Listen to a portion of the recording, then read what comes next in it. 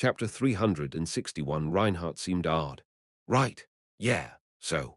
I think so. Ellen, Liana, Harriet, and Adelia gathered to discuss this peculiar matter. Reinhardt had been acting strangely lately. It wasn't necessarily a bad feeling. Harriet spoke with a flushed face. The other day he suddenly, how should I put it? He was staring at me, it was like. His gaze was somewhat concerned. Yes, that's the feeling, Harriet exclaimed, as if Liana had found the correct word. Reinhardt's default expression had always been somewhat twisted. But for the past few days, everyone felt something off when they looked at Reinhardt. He wore a wistful, worldly gaze. He hadn't picked any unnecessary fights in the past few days either. If you had to describe it, his eyes were dreamy and alluring. Of course, there were those who felt embarrassed when he looked at them with such eyes, like Harriet de Saint-Ouen. There were also those who touched his forehead with concern, asking if he was sick, like Ellen Artorius. And then there were entirely different people. It's annoying. Liana de Grantz was more of the disgusted type. I mean, the other day, I drank a bit at home and didn't feel well, and he suddenly told me, "Don't drink too much or you'll get diabetes." What should I say? What is this? Anyway, it was the first time I felt so irritated in that way. It felt really weird. When someone who had been talking like that suddenly acted kindly, Liana was not only shocked, but also disgusted. Have you gone mad? Why are you acting like this all of a sudden? I'm just worried, that's all. As Liana grew disgusted, Reinhardt poured another drink to himself. Liana's face turned pale and she mumbled blankly. Is that bastard about to die? They say people change before they die. No way. It's just a superstition. No, it can't be. At Liana's words, everyone responded differently. Everyone knew Reinhardt had been acting strange, but they didn't know why he was so down. Should we do something for him? As Liana tilted her head, she said as much. Ellen then asked her back. Like what? Well, when you're feeling down, I guess there's nothing better than eating and drinking. What else could they do for someone who seemed so dispirited for an unknown reason? Although Liana was disgusted and annoyed, she still worried about Reinhardt. Everyone began to think about doing something for the dispirited Reinhardt. Whether that would truly help Reinhardt or not was another matter. I've been thinking for a long time that there were too many things to worry about. Of course, I expected the list to grow, but as the pressure started to mount, it became increasingly difficult to pay attention to everything. The Black Order had agreed to support me, but I couldn't be sure of their true intentions. Perhaps leaving Temple on my own would be the right path. As Lucinil had said, I would become more and more dangerous, and the number of people who discovered my true identity would gradually increase. Depending on who found out, the consequences could be irreversible. Rather than walking a dangerous tightrope, maybe it was better to just leave Temple. However, there was a reason I had to stay at Temple for as long as I could keep my identity hidden. I've only been at it for a few days, but it seems to be going smoothly so far. That's a relief. Class B dormitory. Charlotte, sipping her tea calmly, spoke, analyzing and researching the soul manipulation technique. Through that, we would remove the Demon King's soul that had attached itself to Charlotte. Until then, I was the only one who could handle the situation if Charlotte's powers went out of control. Leaving aside those practical issues, the truth was that I didn't want to leave Temple, but I knew that was just my personal desire and ambition. For now, I've kept the information about the Demon Castle's underground labyrinth and where I found the book highly confidential. It may come out eventually, but right now no one knows. The underground labyrinth of the Demon Castle. The existence of the place itself wasn't a problem. However, the issue was that only archdemons could enter it.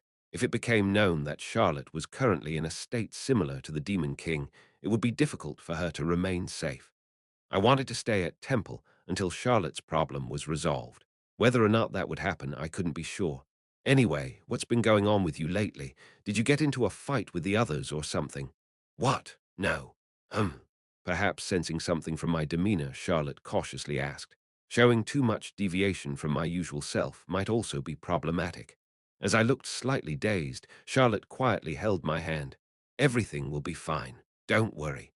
Her words were similar to what I had once told her. For a moment, I wished that Charlotte had spirit speech too. Winter Palace, Bertus's office. I expected this, but it seems we've reached a dead end. Bertus neatly arranged the organized reports on the table next to him. the Rivria Lands incident. Although it was possible to identify the attackers, their whereabouts remained elusive. The Demon King's intentions were also unknown. The report he had received stated that while the investigation into the Rivria Lands incident would continue, they had reached the limits of the investigation. The Demon King's successor existed, and there was a very high probability that it was the young boy who had saved Charlotte. Where had the boy gone? The boy who vanished as if evaporating in the middle of the royal capital. Neither Charlotte nor Bertus could trace the boy's whereabouts, and they ultimately couldn't find him. At this point, the reappearance of the Demon King was a blessing for the Empire. But as long as they couldn't determine who the Demon King was, they couldn't simply rejoice at the return of the Empire's former enemy. Bertus was troubled by it. By the way, Your Highness, I'm talking about Reinhardt, whom you mentioned before. Quiet. As soon as Reinhardt's name was mentioned, Bertus furrowed his brows. Don't talk about that jerk for a while. In life, some memories can inflict damage just by thinking about them. Right now, the name Reinhardt was like that for Bertus. Cross-dressing. Seriously, why? What was he missing? There was no reason, no basis, and no justification for Reinhardt to have done such a thing. He claimed it was for the money, but the prize for the cross-dressing competition wasn't even that significant. In reality, the rotatory gang was raking in money with a claw. So how much would the winnings from a cross-dressing competition help the club's finances? So, quite literally, the only reason Bertus could think of was that Reinhardt wanted to do it. Reinhardt cross-dressed. Why? Because he wanted to. No matter how much Bertus thought about it, that was the only reason. To Bertus, Reinhardt was that kind of guy. He cross-dressed and wanted to show it off so much that he even entered a competition. People tend to give up understanding when it comes to matters beyond their own comprehension. Bertus gave up on understanding Reinhardt. Giving up meant that he wasn't curious and decided not to think about it. With the decision to stop investigating the silver-haired girl immediately, Bertus tried hard not to think about that crazy guy, Reinhardt. In the current situation, Bertus giving up on thinking about Reinhardt was actually a good thing for Reinhardt. Still, I believe you should know about this. I told you not to talk about it. Because he had suffered too much mental damage, Bertus had no plans to even lie down in the dormitory until the end of winter break. Seeing that the prince was clearly uncomfortable, his servant hesitated. It seemed like something he couldn't help but say. But even then, it is something you must hear. Fine, what is it? With an attitude that suggested he would be severely punished if it was something insignificant, Bertus's servant reluctantly spoke. He received the royal emblem. What? Bertus tilted his head. He hadn't expected that at all. The royal emblem. You're saying Reinhardt received it. The royal emblem from who? My sister. Bertus knew that Charlotte had lent the royal emblem to Reinhardt when he went to Darkland last time. No, His Majesty gave it to him personally. His Majesty, the royal emblem. If the Emperor gave it personally, it meant it was a gift, not a loan. The owner of the emblem would be treated like royalty. While it was true that possessing the emblem would grant immunity to most legal matters, what kind of treatment should royalty receive? In fact, there were no clear and detailed laws regarding the treatment of royalty. Therefore, being treated as royalty meant being entitled to even more than what any privileged class in the world received. Thus, the royal emblem could not be given or possessed by just anyone, and those who had it must have made significant contributions to the empire. For instance, even though they were no longer in this world, heroes like Lagan Artorius and his companions had received it, and yet Reinhardt was said to have received it. Last time, weren't there students invited to the palace in relation to the temple festival? Oh, right. It's an annual event. It was nothing special, just an event held every year. The temple tournament winners from each grade were invited for a celebration and encouragement, and it happened this year as well. Reinhardt was the first-year temple champion. Could it be from that event? Yes. Not only Reinhardt, but Ellen Artorius also received the royal emblem together. Ellen, she didn't participate in the tournament this time, did she? This time, they also invited the winners of the Miss and Mr. Temple contest. I see. Bertus didn't care about such things, as he was preoccupied with other matters at the time. Thus, he had just found out that Ellen was the Miss Temple winner. Bertus felt like the pieces were falling into place. Miss and Mr. Temple contest winners were not originally invited to the palace. The Emperor must have intentionally invited Ellen, knowing she was the winner, in order to grant her the royal emblem. I can understand Ellen, but why Reinhardt, Ellen Artorius, the hero's younger sister, with extraordinary talent and growing at a frightening pace? In this situation, where the Demon King might have returned, Ellen is someone the Empire must protect and nurture with the utmost care. From that perspective, giving Ellen the royal emblem was a very important and wise decision by the Emperor. But what about Reinhardt? Bertus considered Reinhardt to be a possessor of formidable talent as well. In terms of speed, he might even surpass Ellen. Since the starting point between them was significantly different, both were now able to use magical reinforcement. Of course, their skills were not equal. However, Ellen was currently receiving more expectations due to having Lagan Artorius, an excellent precedent, as her brother. In reality, there were more skilled people in the Empire than Ellen and Reinhardt. Even if investing in potential, it's a bit too much to grant the royal emblem without the background of being a hero's sister. He's the owner of Tiamata. What, Tiamata? At that word, Bertus furrowed his brow. Is it the Tiamata I know, the sacred relic of Toan? Yes, Reinhardt is. His subordinate hesitated to continue. The champion of Toan. The champion of Toan. Reinhardt was the champion of Toan. Receiving a shock with different meaning than before, Bertus found himself dumbfounded with his mouth wide open. Since when? I'm not sure. It's just the information I've just received. Owner of Tiamata, champion of Toan, a parcel of the guard of purity, and cross-dressing. No, seriously, why the hell did he cross-dress? Pardon. Bertus' sudden outburst left his subordinate no choice but to retreat a step, taken aback. Purity and cross-dressing. Bertus couldn't help but be sure that Reinhardt was even crazier than he thought. Bertus pressed his throbbing temple and let out a deep sigh. Never mind. So Reinhardt is the champion of Toan, right? But the exact timing isn't clear. Indeed, Your Majesty. So, together with Ellen Artorius as the opponent of the Demon King, I believe he received the royal emblem not as a coincidence. It could be. It's a possible situation. Bertus wished he could scrub a certain scene from his brain with cleansing fluid and forget it forever. He tried to suppress the recurring thought. It was certain that Reinhardt was a pervert, but it was also certain that he was a champion of Toan. He pushed aside any concerns about the irrelevant aspects. He wanted to push them away forever, but that was easier said than done. Anyway, Reinhardt was a champion of Toan. That's why he received the royal emblem together with Ellen. Bertus knew that Ellen was the owner of Lament. However, he didn't know that Reinhardt was a champion of Toan until now. Last year, that guy and Ellen brought back a powerful artifact presumed to be a relic of the Dark Gods from Darkland, right? Yes, if you're talking about the item that suddenly disappeared. Last summer, during their vacation, Reinhardt brought back a powerful artifact presumed to be a relic of the Dark Gods from Darkland, and just as they were about to investigate it thoroughly, it vanished after Detamorian performed some sort of ritual. Thinking that the so-called relic of the Dark Gods has something to do with Reinhardt being a champion of Toan, isn't that a bit far-fetched? I'm not sure, Your Majesty. The idea that a relic could be corrupted was something that only those who had seen it with their own eyes could believe. If the artifact and Reinhardt obtaining Tiamata were related, it would mean that quite some time had passed since Reinhardt became a champion of Toan. So, he's been keeping the fact that he's a champion of Toan a secret until now. It was understandable. The owners of relics tended to attract unwanted attention. Ellen hiding the fact that she was the younger sister of a hero, and the owner of Lament followed the same logic. As Reinhardt was close to Ellen, it was plausible that he had kept his ownership of Tiamata a secret until now.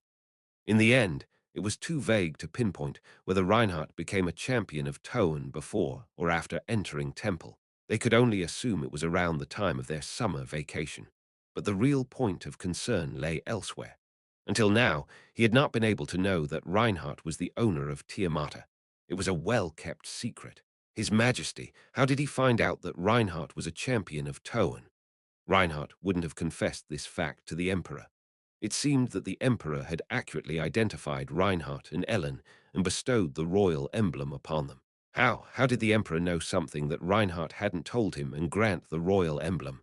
And it's definitely a bit peculiar, Bertus mumbled, stroking his chin. Tiamata is a well-known artifact that doesn't fall into the hands of unbelievers. That's true. Tiamata was a relic that only recognized knights or priests of Toan as its owner. However, Reinhardt wasn't particularly religious, nor did he have the personality for it. I feel like Olivia Lands, who's close to Reinhardt, would be more fitting as the owner. If there's no difference between someone who has given up their faith or someone without faith, it would seem better for her to have it instead. Toan's believer and a saint with powerful divine power, Olivia Lands, wasn't she more fitting to be Toan's champion? Bertus thought that if he had been Toan, he would have chosen Olivia over Reinhardt. However, the thoughts of the guards are inscrutable. It wasn't even certain if they truly thought at all. In the end, only the results remain. The Emperor wouldn't have given the royal emblem based on baseless rumors, so Reinhardt must be Toan's champion. The power of purity, the power that opposes corruption, the power that stands against darkness. Darkness, the power of darkness. Shadows, seemingly resigned to death, so pathetic that it seemed hardly worth opposing.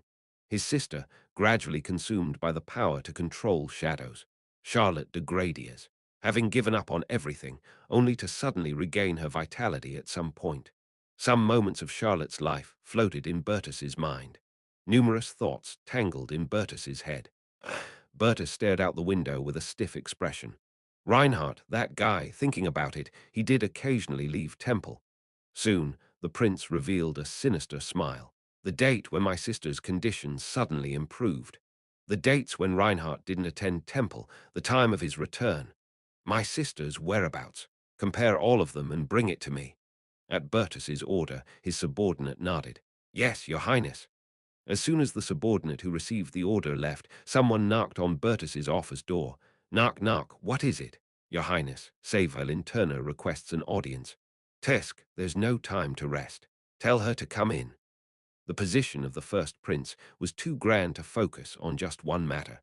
He could leave it for latter. The materials sorted by the subordinates would allow him to understand what happened. Until then, it was enough to be busy with other tasks. Savelin Turner entered the prince's office soon.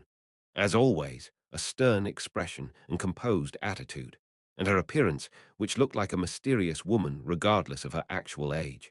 Shanipal's leader paid her respects to the prince. Your Highness, you've arrived, Lady Turner. Savelin Turner spoke to the prince. I heard there's something I have to do. Yes, Lady Turner, it is an important matter. Bertus smiled, fingers interlaced. A very important matter. Savelin Turner silently stared at Bertus's smile. Chapter 362, there was one last task left for me to do. Well, it was more like a preparation, a beginning of sorts, rather than an end. Temple dormitory, night time. I finished making contact with Owen de Gethmora yesterday, Sakigar reported to me in my dorm room. How did it go? Were they surprised? They seemed somewhat surprised, but they also quickly regained their composure, probably because they're natural merchants. They must have been taken aback by the Demon Realm forces suddenly offering to join forces while they were pushing for the Human Republic revolution. However, they soon calmed down and began to assess the situation. They said they would discuss it with their top advisors, but the environment seems to be right for a positive response, just as you said. Once they were discovered by us, they were as good as being caught by the collar. If they didn't want to join forces, we would simply provide the Empire with information about the revolutionary forces. Yes, from the Empire's perspective, the fire that needs to be put out is not us, but the revolutionary forces. The mere existence of the Demon Realm forces could serve as a basis for uniting humanity. However, the revolutionary forces are causing internal division. The Demon Realm forces couldn't bring down the Empire, but the revolutionary forces could. So, in reality, the ones the Empire would seriously try to eliminate are not us, but the revolutionary forces. Sakigar looked at me cautiously. Of course, Owen proposed a condition during the meeting. A condition? What is it? They want to see the descendant of the Demon King with their own eyes. It was not unexpected. They would be curious about how much power we have left, and what we can do if we join forces with them. And they would want to verify whether the rumored last Demon King really exists. If I had the power of the previous Valia, it would be very reassuring. But I don't possess such actual power. Do they already know that I'm an archdemon? Yes. So showing them my face wouldn't make much difference. What do you want to do? Of course, we need to coordinate our opinions on where and how to meet. Also, you don't have to confront Owen directly. There could be any number of traps or dangers. We know them, but they don't know us. Exposing our appearance and power in such a situation cannot be considered a good choice. However, he would prefer to form an alliance rather than be used. He had already been caught by the Black Order. Going there in person would be dangerous. Let's avoid a face-to-face meeting until we've built up a certain level of trust. We don't need to see each other to work together. Now is the time for restraint. Understood, Your Highness. Sakigar looked at me as if his report was finished. I've decided to cooperate with the Order. I see. I didn't mention that Eppinhauser was a member of the Black Order. If I did, Sakigar would try to get me out of temple by any means necessary. The purpose of the Black Order was still uncertain. However, it seemed they agreed to draw out Cantus Magna and fight together. While their interests aligned, there wouldn't be any trust between us, but we would have to work together. I think it's too dangerous. Sakigar was right. And in reality, I was in an even more dangerous situation. If Sakigar knew I had hidden the fact that Eppinhauser was part of the Black Order, he would be furious. I'm not sure if it's right to put our necks on the line for something like Arkasha. What if it's not the thing we want? You're right. What was Arkasha? I didn't know. But since we decided to do something, we had to do it. The die had been cast a long time ago, and now we were just moving the pieces. If I didn't want to move the pieces, I would have stayed in Elaris's shop from the beginning, quietly killing time in that small two-story house, ignoring the gate incident and all the other events and accidents. Did you know I went to the Demon Castle? Yes, Your Highness. Was there something there? There was a bunker. It had enough supplies for someone to live there for a very long time. Sakigar stared at me blankly. In the underground of the Demon Castle, there was such a place. Yeah, it seems you didn't know either. Yes, it's the first I've heard of it. It seemed like a labyrinth that wouldn't open unless you were an archdemon. A mysterious labyrinth. Since the previous Demon King was proficient in magic, it's not surprising. In fact, Iris only had a vague idea that there was a secret space in the Demon Castle. The four Heavenly Kings must have known about the bunker, but they kept it very secret. Iris knew the location, but not that it was a bunker. If so, then the people who knew about the bunker were the four Heavenly Kings, the Demon King, and myself. The others didn't know about the secret space in the Demon Castle.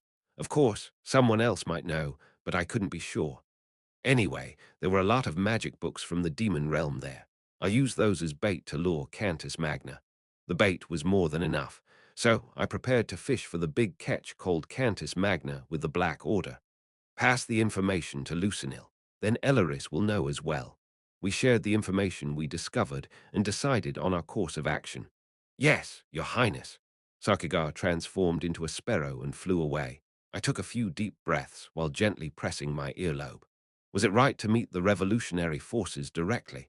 In this situation, where the Black Order could turn on me at any moment, should I stay quietly in temple? Would the soul manipulation spell be the solution for Charlotte's condition? What if I messed with Cantus Magna and caused an even bigger problem? When everything went wrong. In truth, I wanted to save everyone. But who would believe me then? 3 days had passed. During that time, nothing particularly special happened. We were cautiously approaching contact with the revolutionary forces, and orders had arrived from teacher Eppinhauser. However, it seemed that quite a few people were annoyed by me moping around. Hey, come out. I was locked in my room nursing a headache when Liana called me out unexpectedly. She always appeared in an unanticipated way at the most unforeseen timing. What is it? Come play with Nuna.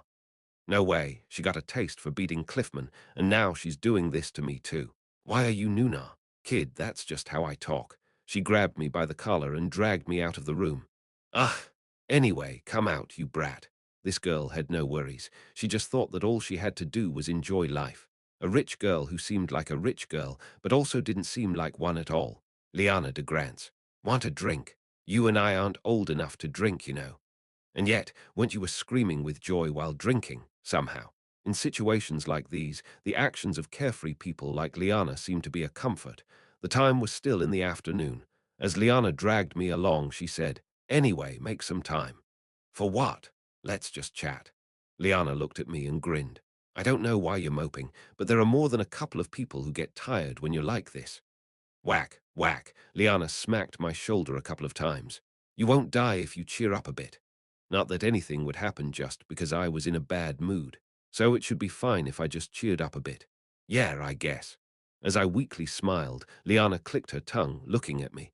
A pig about to be taken to the slaughterhouse tomorrow wouldn't have a face like yours, right? Your words are getting a bit harsh, aren't they?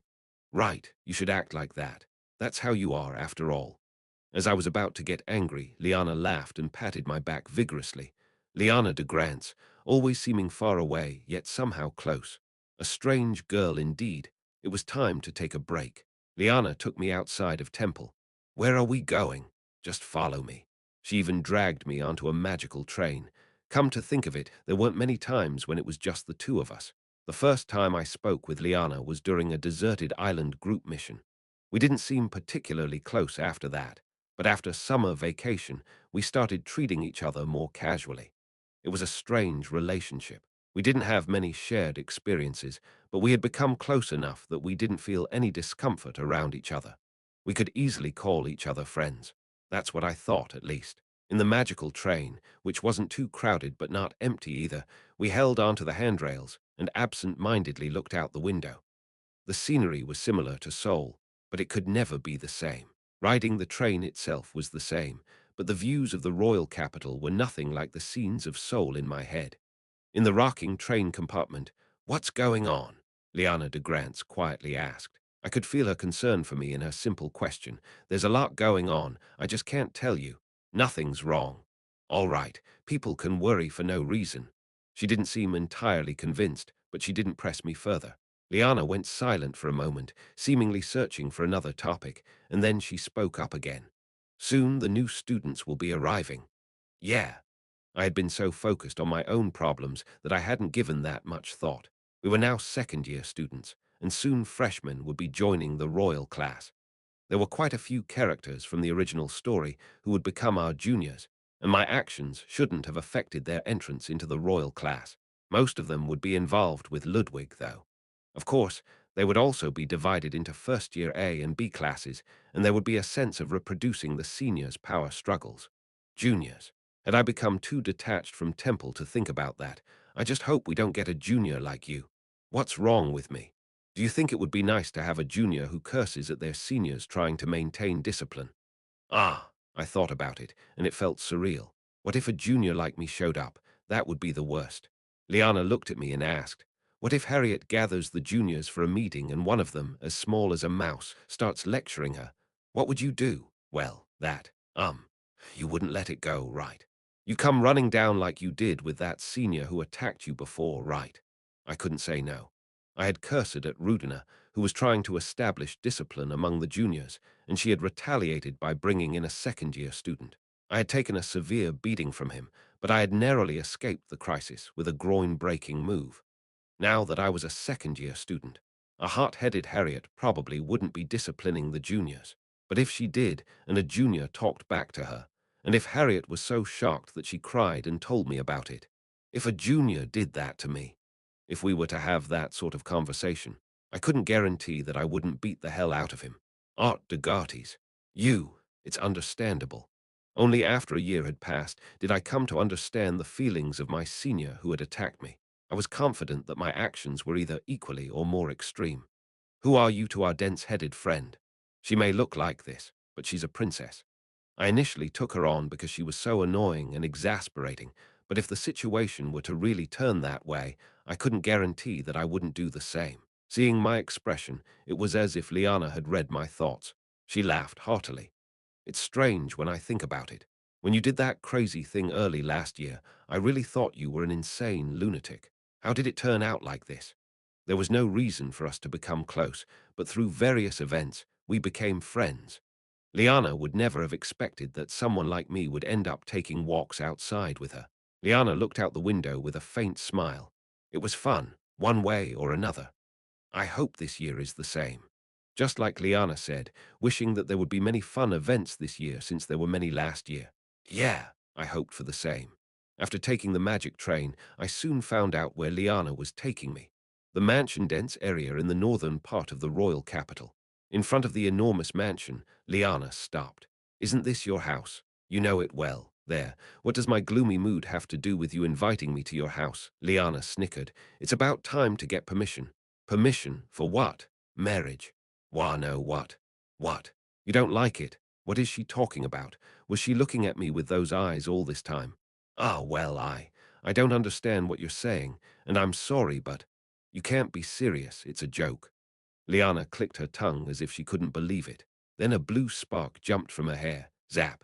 And it's annoying how you're frowning so hard. What am I supposed to do? Don't pull a prank like that. Quiet down. With her arms crossed, Liana looked annoyed by her own joke, and soon the mansion's doors were opened by the servants. Miss, you've arrived. Yes, everyone is waiting for you in the annex. Waiting, huh? Who exactly? Just follow me. Liana grabbed my arm and led me through the vast mansion. You should be grateful, you punk. Liana said something incomprehensible as she pulled me along. Chapter 363, Grant's Manor's Guest House. As soon as I stepped into the guest house, I couldn't help but be surprised. First of all, the dining room of the guest house was filled with delicious smells. Naturally, the table was laden with countless dishes, but the food wasn't the important part. You're here, Ellen. Harriet. Oh, you're here. Adelia. So you came. Reinhardt, and even Cliffman. What's going on here? As I was unable to comprehend the situation, Liana elbowed my side. What do you mean? We saw you were in a weird mood, so we thought we'd do something for you and decided to throw a party. The food was indeed food, but judging by everyone wearing aprons, it seemed like they had all cooked the dishes themselves. They could tell I was in a weird mood, but didn't ask me about it. So they planned a surprise party to try and cheer me up, not knowing what else to do. This sort of thing wouldn't solve my problems or ease my anxiety about the challenges I was facing. The more I saw them caring like this, the more I became afraid of the future. This was useless. The better things were now, the more I feared the future. This was something I didn't need, because one day I'd long for this moment. Um, are you crying? Liana's trembling voice broke the silence, echoing through the dining room. It was a genuinely bewildered voice, and the others were staring at me, their mouths agape. Have you gone mad? What are you talking about? What would I cry for? No, no, this guy is really crying. Liana made a fuss, apparently having seen something wrong. I wasn't a kid. I was way past the age of shedding tears over something like this. I'm not crying. Would I cry? Just because they threw me a surprise party? How old did they think I was? Here. Ellen approached me and handed me a tissue. No, I wasn't crying, so why did I need this? I'm not crying, okay? I wasn't crying. I didn't even know that something had come out of my eyes. I didn't know anything about it. Yes, you're not crying, so take this. In the end, I accepted the tissue Ellen offered. Damn it! Somehow, I felt defeated, even though I hadn't lost. And then, there's that kind of kid, the one who cries without knowing why when someone else cries. Sniff. Number, why are you crying? Woo. I don't know. Harriet suddenly started crying too, leaving Liana dumbfounded for the second time. Here. A huss sniff. Ellen handed a tissue to Harriet as well. I didn't cry, but Harriet ended up crying. At least that's what I believed. Of course, the kids seemed to think differently, but it wasn't my business. In the end, it was a surprise party, and a lavish feast was spread out.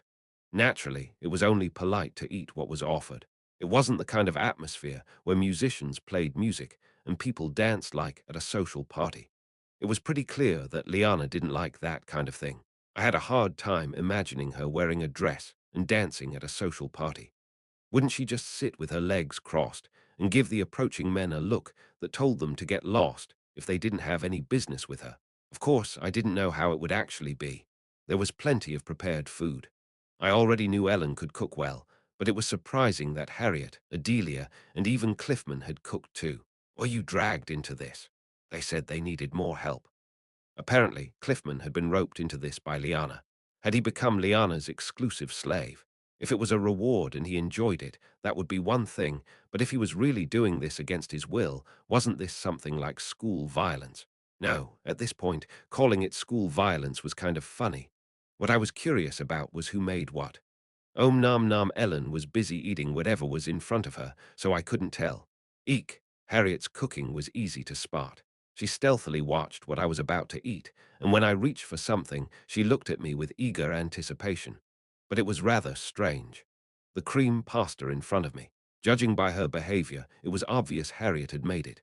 However, honestly speaking, at this timing, a character like you should definitely be bad at cooking, right? It looked fine, but I felt like it should have had some kind of twist, like sugar being added instead of salt. In the end, I closed my eyes and took a bite, knowing I would disappoint her if I didn't. How is it? How is it? Harriet anxiously asked as soon as I started eating. What's going on? Why does it just taste good? It wasn't an incredible delicacy, but considering Harriet made it, it felt even more delicious due to the sense of novelty. Why does it taste good? At my words, Harriet furrowed her brow. What do you mean? If it tastes good, it tastes good. What's with the why does it taste good? No, why do you know how to cook? I just followed the recipe in the cookbook. Ah, so she's saying that if she just followed the recipe exactly, there's no way it could taste bad. She had approached cooking like a top student. Now that I thought about it, it would be almost impossible for Harriet to be bad at cooking. Still, it was impressive that she could do this well on her first try. Did she have some kind of amazing talent for cooking? I could tell by the variety of dishes. The ones that tasted really good were all made by Ellen. The ones that were decent were mostly made by Harriet. Ugh. There were some terribly bad dishes. Well, it's my first time, because it's my first time. No, if it's your first time, this is actually more normal. Don't think of it as your fault. As for Adelia's cooking, well, it was her first time cooking, so this is to be expected. Harriet, who was also doing it for the first time, was the odd one. Cliffman seemed to have been in charge of various chores, starting with preparing the ingredients. Finally, the sumptuous meal came to an end. Anyway, thank you, everyone. I honestly expressed my gratitude for everyone coming together to do this for someone like me who was feeling down. The party didn't end there. Since we were visiting the Grants' estate, we were told to stay the night, as there were plenty of empty rooms. We all nodded in agreement. I had plenty of time, as I wasn't particularly busy the next day. Even though it was an annex, not the main building, it was still on par with an average mansion. Liana's intentions were obvious. She was clearly planning to have a drinking party with the kids today. It wasn't time yet, as it was still daytime and there were servants around, but she was undoubtedly waiting for the right opportunity. Bringing us to the annex was also definitely to avoid the gaze of the servants and family members in the main building. Of course, such a drinking party wouldn't happen until the evening. Still, it's winter vacation, and I want to go somewhere. Liana, lying down with her head on Cliffman's lap, muttered as she trimmed her nails. Cliffman was frozen in place, unable to move. At a glance, it should have looked sweet and thrilling, but Liana seemed to think of him as just a pillow. Hey, dude. Ah. Cliffman, with a flushed face, stammered when Liana looked up at him. Is there anywhere you want to go? Me. I asked you, didn't I? Did I ask someone else? That is. Why are you so flustered? Liana looked up at Cliffman and giggled. Ah, did you hear it as let's go just the two of us? No, no. You're being naughty. Why do you want to go out with me? Ha, no, I said no. What? No. You don't want to now? Ah, no, not. You want to. You want to go out just the two of us. Please spare me. I was wrong. At Cliffman's pale-faced surrender, Liana laughed heartily, and Harriet stared at her, dumbfounded. Harriet patted my shoulder and whispered softly, Liana is sometimes, you know, evil. At my words, Harriet's eyes widened. She seemed to want to disagree but couldn't find the words, which meant she strongly agreed. Adelia, with a red face, couldn't even bear to look at the scene. Om Nam Nam Ellen just continued munching on macarons, unbothered. Regardless of her teasing Cliffman, Liana did seem to genuinely want to go somewhere before the winter break ended. So suddenly, a discussion about where to go for the winter break ensued. As the conversation progressed, the amusing part was that Cliffman, who had a case of anthropophobia, had the most reactions. Most of them were stammering, but he spoke the second most after Liana. During the story, I honestly wasn't sure if I could keep up with them, so I went outside, under the pretext of taking a stroll. Apparently, since we were guests and our presence had already been reported to the Duke of Grants, we were free to roam around. But was I taking it too far? When visiting a friend's house, wasn't it polite to at least greet the parents? Playing around without saying a word, was that evidence that I hadn't fully escaped from the Confucian way of thinking? Although it was a bit awkward, I didn't take the initiative to greet the Duke of Grants. That would have been a ridiculous thing to do. I wandered around the mansion's garden near the annex. There were no flowers since it was winter, but the garden was well kept with neatly trimmed shrub fences. Being able to have a mansion of this scale on the royal capital was a testament to the financial and political power of the Grants family. Supporting a daughter like Liana, who spent money like water, was further proof. Thinking about it, most of the students in our grade with powerful backgrounds were gathered in Class Abertus de Gradius. Liana de Grants, Harriet de Saintowen, Heinrich von Schwartz. Of course, Erich was a noble too, but not as powerful and influential as the others. On the other hand, in Class B, excluding Charlotte, there was only Anna de Journe from a noble background, although her family was closer to a lineage of mages like Harriet's rather than traditional nobility. Anyway, after wandering around, I ended up at the Grants' mansion. As I strolled through the winter garden, I met someone I hadn't expected to see in a place like this. Through the mansion's main gate, accompanied by a servant, the person entered. Um, Reinhardt, I never expected to see you here. The middle-aged man slightly removed his hat to greet me. It's been a while. In this situation, in this place, why are you here? I felt a chill run down my spine. The Merchant Guild Master. It was Owen de Gethmore. Chapter 364. Owen de Gethmore gave me a brief greeting before heading towards the mansion. I quietly watched his retreating figure. Being a Merchant Guild Master wouldn't be a problem anywhere. Naturally, he would come and go for profitable matters, and the Grants' ducal house would obviously be a place with money, hence a place for profit. That would have been the case until recently. However, now I knew he was associated with the revolutionary forces. Owen de Gethmore could go anywhere, so he could easily enter the Grants' ducal house for business or any other reason. The Duke of Grants has no reason to be interested in revolution. So thinking that the Grants' ducal house might be involved in the revolutionary forces is far-fetched.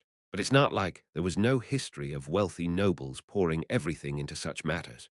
Since the Duke of Grants was not described, I had no idea what kind of person he was, his thoughts, or his temperament. My head felt like it was splitting. What if the Duke of Grants was a key figure in the revolutionary forces? Then what? In any case, as a prince of the demon realm, I would eventually cooperate with them, so what does it matter how things turn out? Now, after the gate incident is resolved. Assuming the anti-imperial alliance survives, which side should I choose? I thought it was bizarre to worry about doing the dishes before the main course even arrived. If I maintain the empire and destroy the anti-imperial alliance, the result will be a massacre. If I maintain the anti-imperial alliance and raise a revolt against the empire, it will be a war. Suddenly, the sound of the window in the annex opening was heard from behind. Hey, are you coming in or not? Liana, who seemed to threaten to fry me if I didn't come in quickly, let out electric sparks and shouted at me. It couldn't be. The Duke of Grants couldn't be involved. There is no justification. Why would the Duke of Grants, who was born with everything and will continue to live with everything, risk it all for a reckless challenge? But what if he isn't? Regardless of whether the gate situation is resolved or not, the moment the anti-imperial alliance is formed, many people will die depending on my choice. That fact will not change, whether I choose the empire or the anti-imperial alliance. I just realized another truth. Many people will die depending on my decision. Stop spacing out and come here already. Zap, zap. I got it. Liana de Grants, who knows nothing of the world and does whatever she pleases. It would be nice if she could live her whole life without knowing such things. No matter what I worried about, Liana seemed oblivious. As winter break approached, there had been various discussions about where to go for fun, but everyone's reactions were lukewarm. I'm planning to train. I've rested too much after visiting my hometown. Ellen hadn't participated in the tournament, but her desire to become stronger had only increased. There would come a time when she'd have to fight the Demon King, and she might have to be on the front lines, so she believed in using her time wisely. Moreover, at the moment, Savelin Turner, the continent's strongest swordsman, was staying in the dormitory. Ludwig constantly bothered Turner to learn various things, but Ellen hadn't received any training from Turner because she had been busy preparing for the Miss Temple competition and then visiting her hometown. So she was understandably restless. I think my work with the Magic Research Club is starting to take shape. Adelia hesitated as well, but with the completion of the power cartridge seemingly close, she didn't want to take a week-long break. Harriet had the same sentiment, needing every spare moment to research dimensional magic. Thanks for everything today, but I have a busy schedule. Though I couldn't explain it, I was also busy and could use personal training as an excuse like Ellen. In the end, everyone except Cliffman had a hard time committing to the trip. What's going on? Why is everyone living so diligently?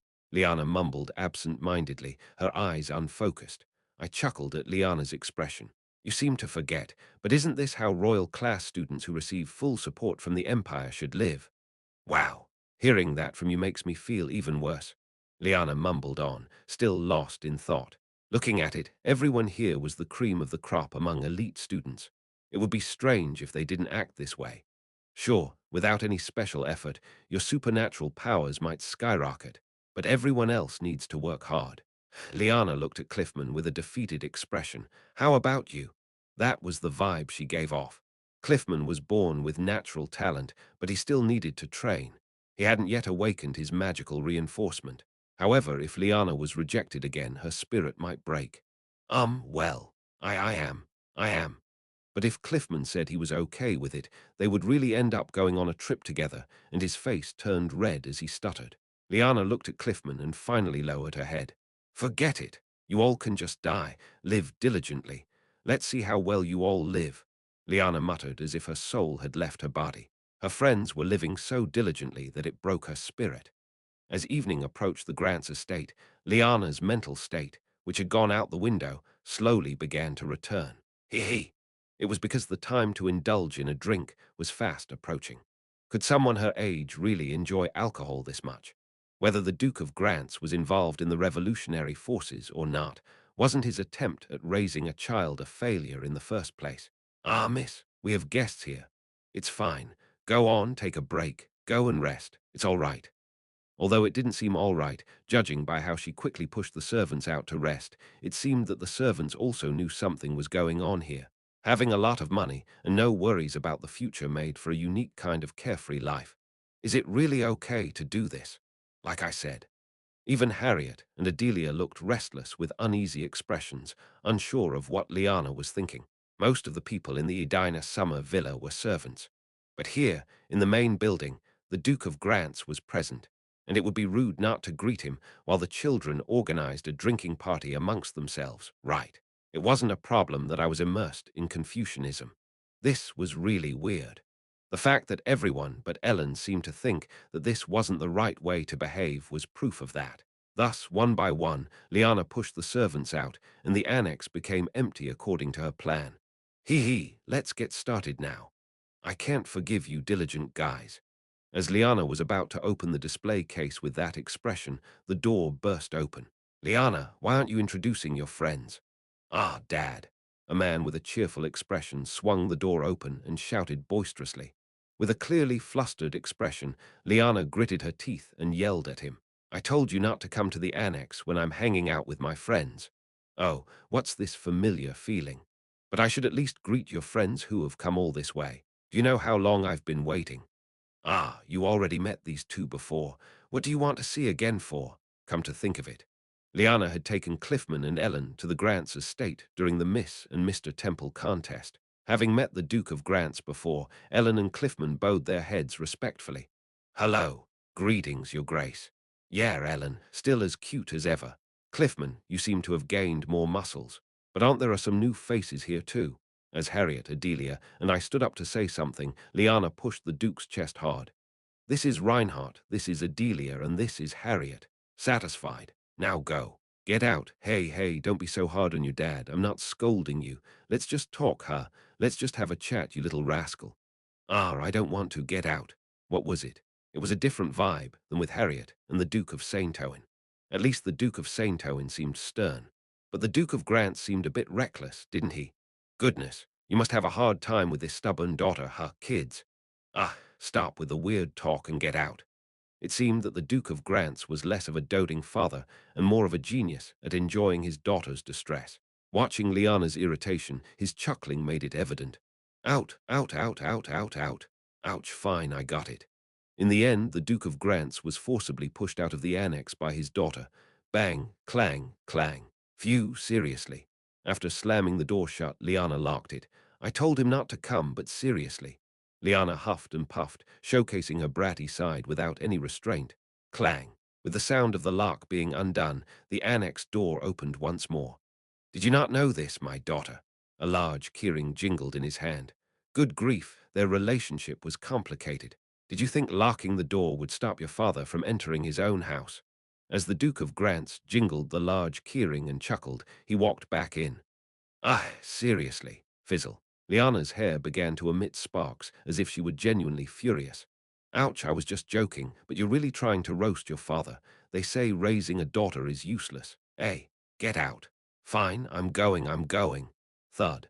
This time, the Duke of Grants really left the annex, perhaps believing that Liana might shoot lightning at him. Make sure not to drink too much. Even after he left, we could still hear him outside. "Leave," after the storm passed. "This is why I didn't introduce you."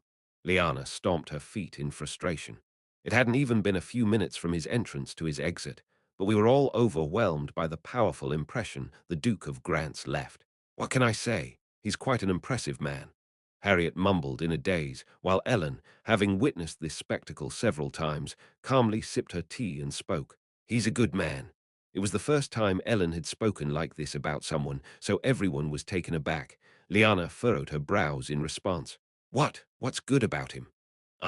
By my standards, you're definitely a brat." I crossed my arms and looked at Liana. Seriously, not even grateful to her parents, seriously.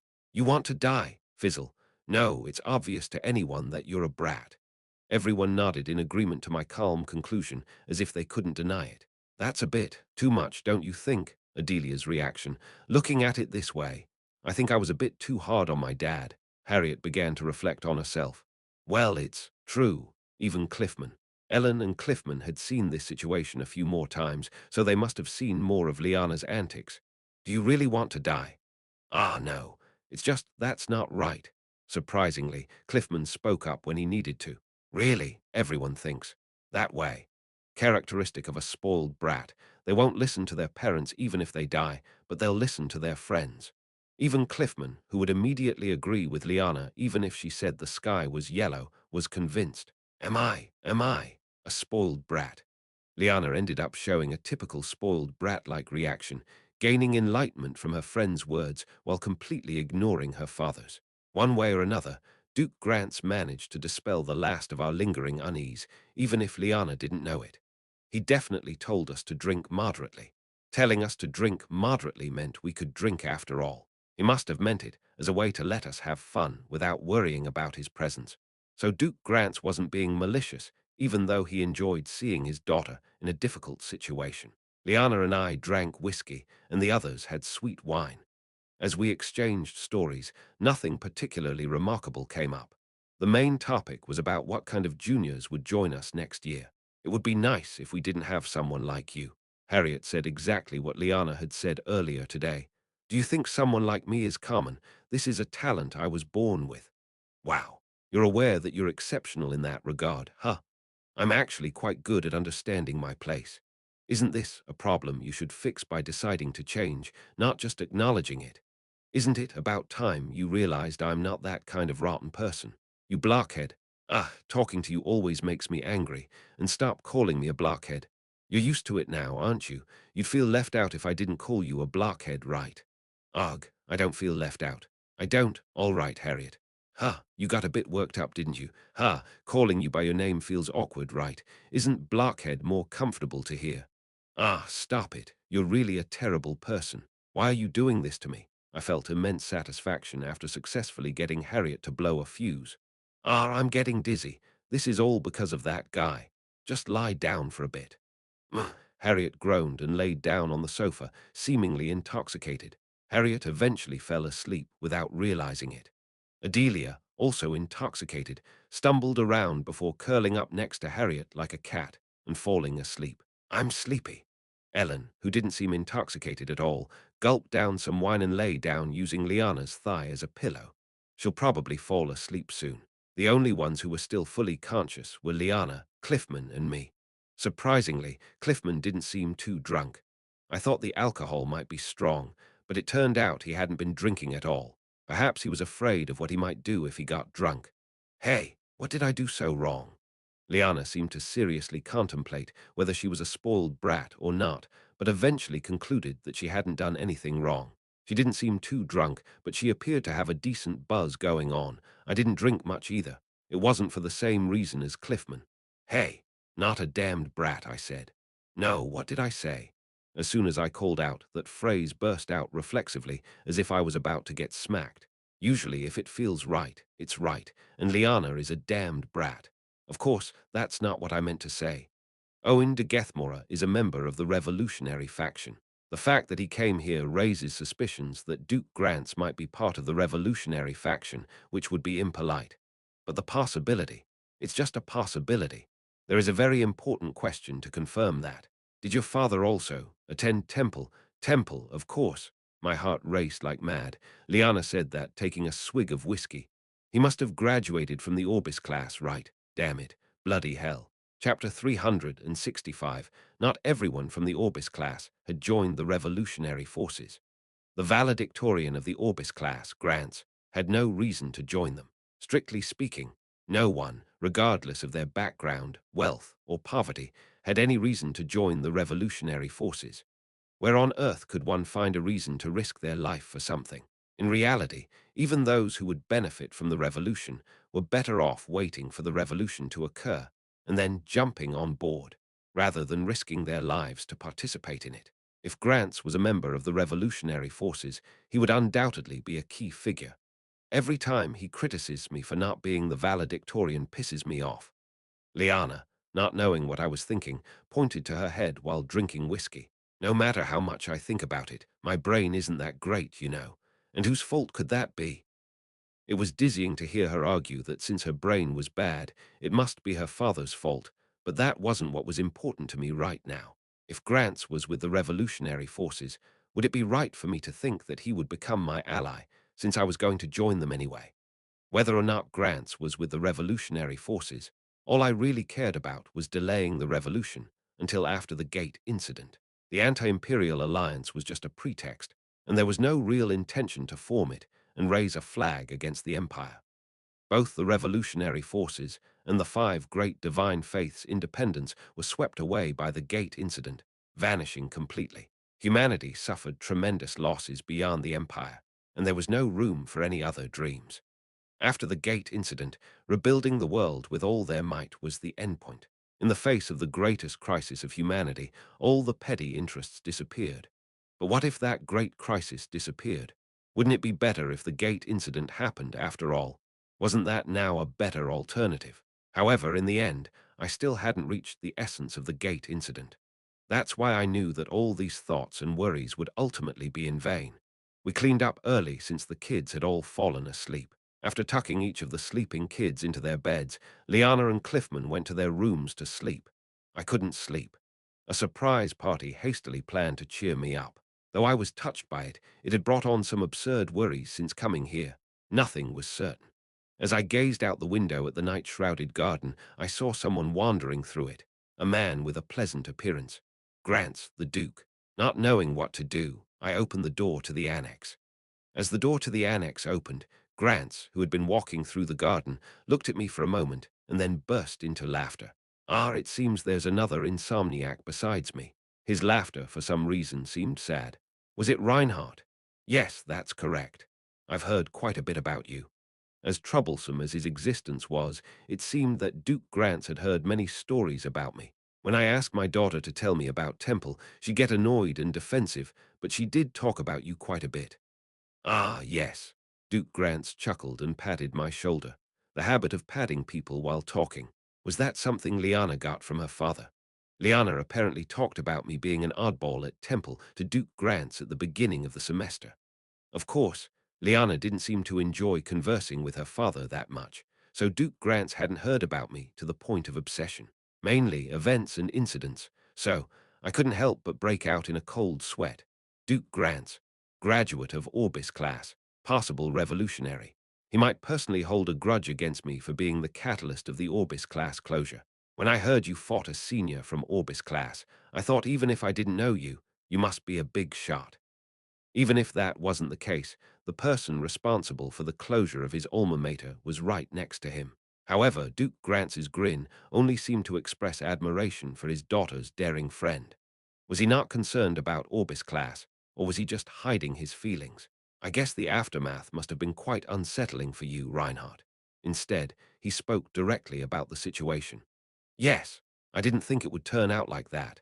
I honestly never expected that my confrontation would lead to the closure of Orbis class and even the acceleration of the revolutionary movement.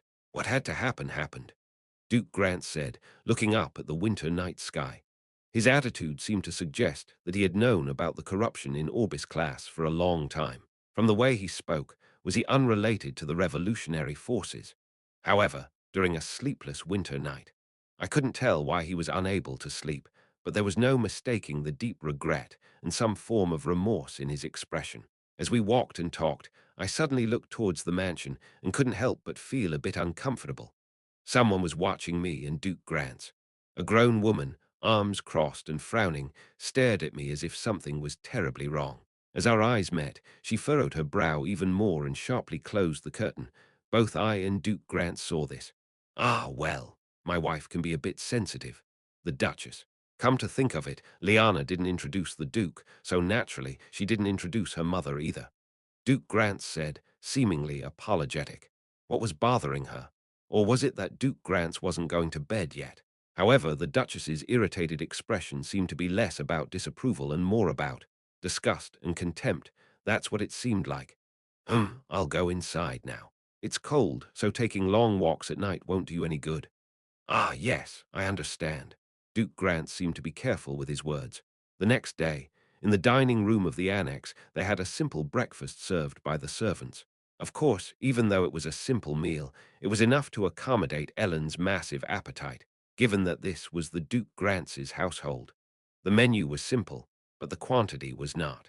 Everyone had drunk a lot, but they didn't show any signs of a hangover. However, Harriet was missing from the breakfast table. Where's Harriet? Isn't she still sleeping? At my question, Liana shrugged her shoulders. She didn't seem to drink much last night, so maybe she was just tired. However, Harriet wasn't asleep. After finishing breakfast and drinking tea, I saw Harriet enter through the front door of the annex. Oh, you're all awake. Weren't you sleeping? At my question, Harriet shook her head. No, I got up earlier than anyone. Then where did you go without eating breakfast? Harriet hesitated and scratched her cheek at my question. Well, the Duchess invited me to have breakfast together. At her words, Liana sighed deeply, resting her hand on her forehead. I knew it. What's that supposed to mean? Liana narrowed her eyebrows in irritation and spoke to Harriet. Harriet, whatever my mother told you, it's all nonsense. Don't pay attention to it. When talking about Duke Grant's, the atmosphere was completely different. Although Liana was bothered by her father, there was no sign that she genuinely disliked him. However, when discussing her mother, Liana's words were filled with genuine disgust and contempt. Oh, well, she did say some nice things. Harriet couldn't admit it, so she said that with a troubled expression. No way. Liana dismissed the idea, and Harriet was left feeling awkward. Harriet sat down at the table and drank tea, Duke Grant's, Duchess Grant's. Her expression towards me or Duke Grant's last night, that gaze filled with contempt. The Duchess had invited Harriet to breakfast. Only Harriet was invited, the daughter of the Duke of Saintoin. Harriet de Saintoin. Duchess Grants was extremely sensitive about social status, which was the conclusion drawn. Looking at Harriet's troubled expression, unable to deny Liana's words, the conclusion was easily reached. She must have heard something she couldn't agree with. After eating breakfast, we returned to the dormitory together. On our way back, Grants, the Duke, saw us off. Take care, everyone. It's winter, so watch out for colds. It seemed like Liana was about to lose her temper again, wondering why he had come out, but she recalled his words to us yesterday and didn't say anything to him, though she looked annoyed. That damn kid. Another trait of Liana de Grant's had been added. Duke Grant's greeted each of us in turn. Cliffman, you'll be able to awaken magical reinforcements soon. Thank you, Your Grace. Adelia, I've heard you're quite skilled. Keep up the good work. WH what? Oh, YSTH, thank you. Ellen, it's always good to see you eating well. One day all that food will come back as fat. Yes, sir. Ellen skillfully parried Duke Grantz's playful joke by calling him sir. Everyone, except Liana, looked at Ellen, who was calling Duke Grant sir, with a playful expression. Duke Grantz's reaction was even more amusing. Ha ha, always sounds good to me. No way. Did she call him that on purpose? I could see why Ellen thought Duke Grants was a good person. Reinhardt, be careful not to get into any accidents. Why, yes, of course. After exchanging some ambiguous parting words, Duke Grants turned to Harriet and said, I'm sorry about this morning at breakfast. Oh no, it's fine, I'm okay. Somehow, Duke Grant seemed apologetic, and Harriet seemed even more flustered. I wondered what had been said during breakfast at the mansion. We said our goodbyes to Duke Grant's and headed back to Temple. Hey, wait a sec. Ha! I let the others walk ahead and pulled Harriet slightly back. I made sure our conversation wouldn't be heard by the others. It wasn't a big deal if they heard, but still. What did the Duchess say? Oh, that. Harriet hesitated for a moment before shaking her head. You don't need to know. That was all she would say. What, why, what is it? You won't like it. It was clear that the fact that I wouldn't like it was true. No, come on, tell me. I told you you won't like it. Although it wasn't a secret, Harriet glanced at Liana and lowered her voice. Harriet showed her unwillingness to talk before looking me in the eye. Ah, I'm glad you're back to normal, but I didn't want you to be this annoying. Harriet sighed deeply and glanced at Liana, who was walking ahead. Come to the Magic Research Club when we get back. It seemed like it wasn't a conversation to have where Liana was. Harriet briefly told me that. Chapter 366, there were two reasons Harriet hesitated to tell me the conversation she had. First, because no matter how it turned out, it would result in badmouthing a friend's parents. Second, she was worried that I would be hurt by what she heard. After returning to Temple, Harriet and I talked in an empty laboratory in the Magic Research Club mansion. Harriet had been invited to a morning meal. The people present were Duke Grants and his wife. Harriet said Duke Grants looked embarrassed, as if he hadn't expected her to join the morning meal. Of course, Harriet, who had been invited alone, must have been even more flustered. Well, they just started by asking how my parents were doing and if they had any plans to come to the royal capital. It seemed the Duchess was more curious about Harriet de Saint-Ouen, the daughter of a duke, than Harriet, the Temple student. Harriet hesitated and seemed unsure if she should share this story.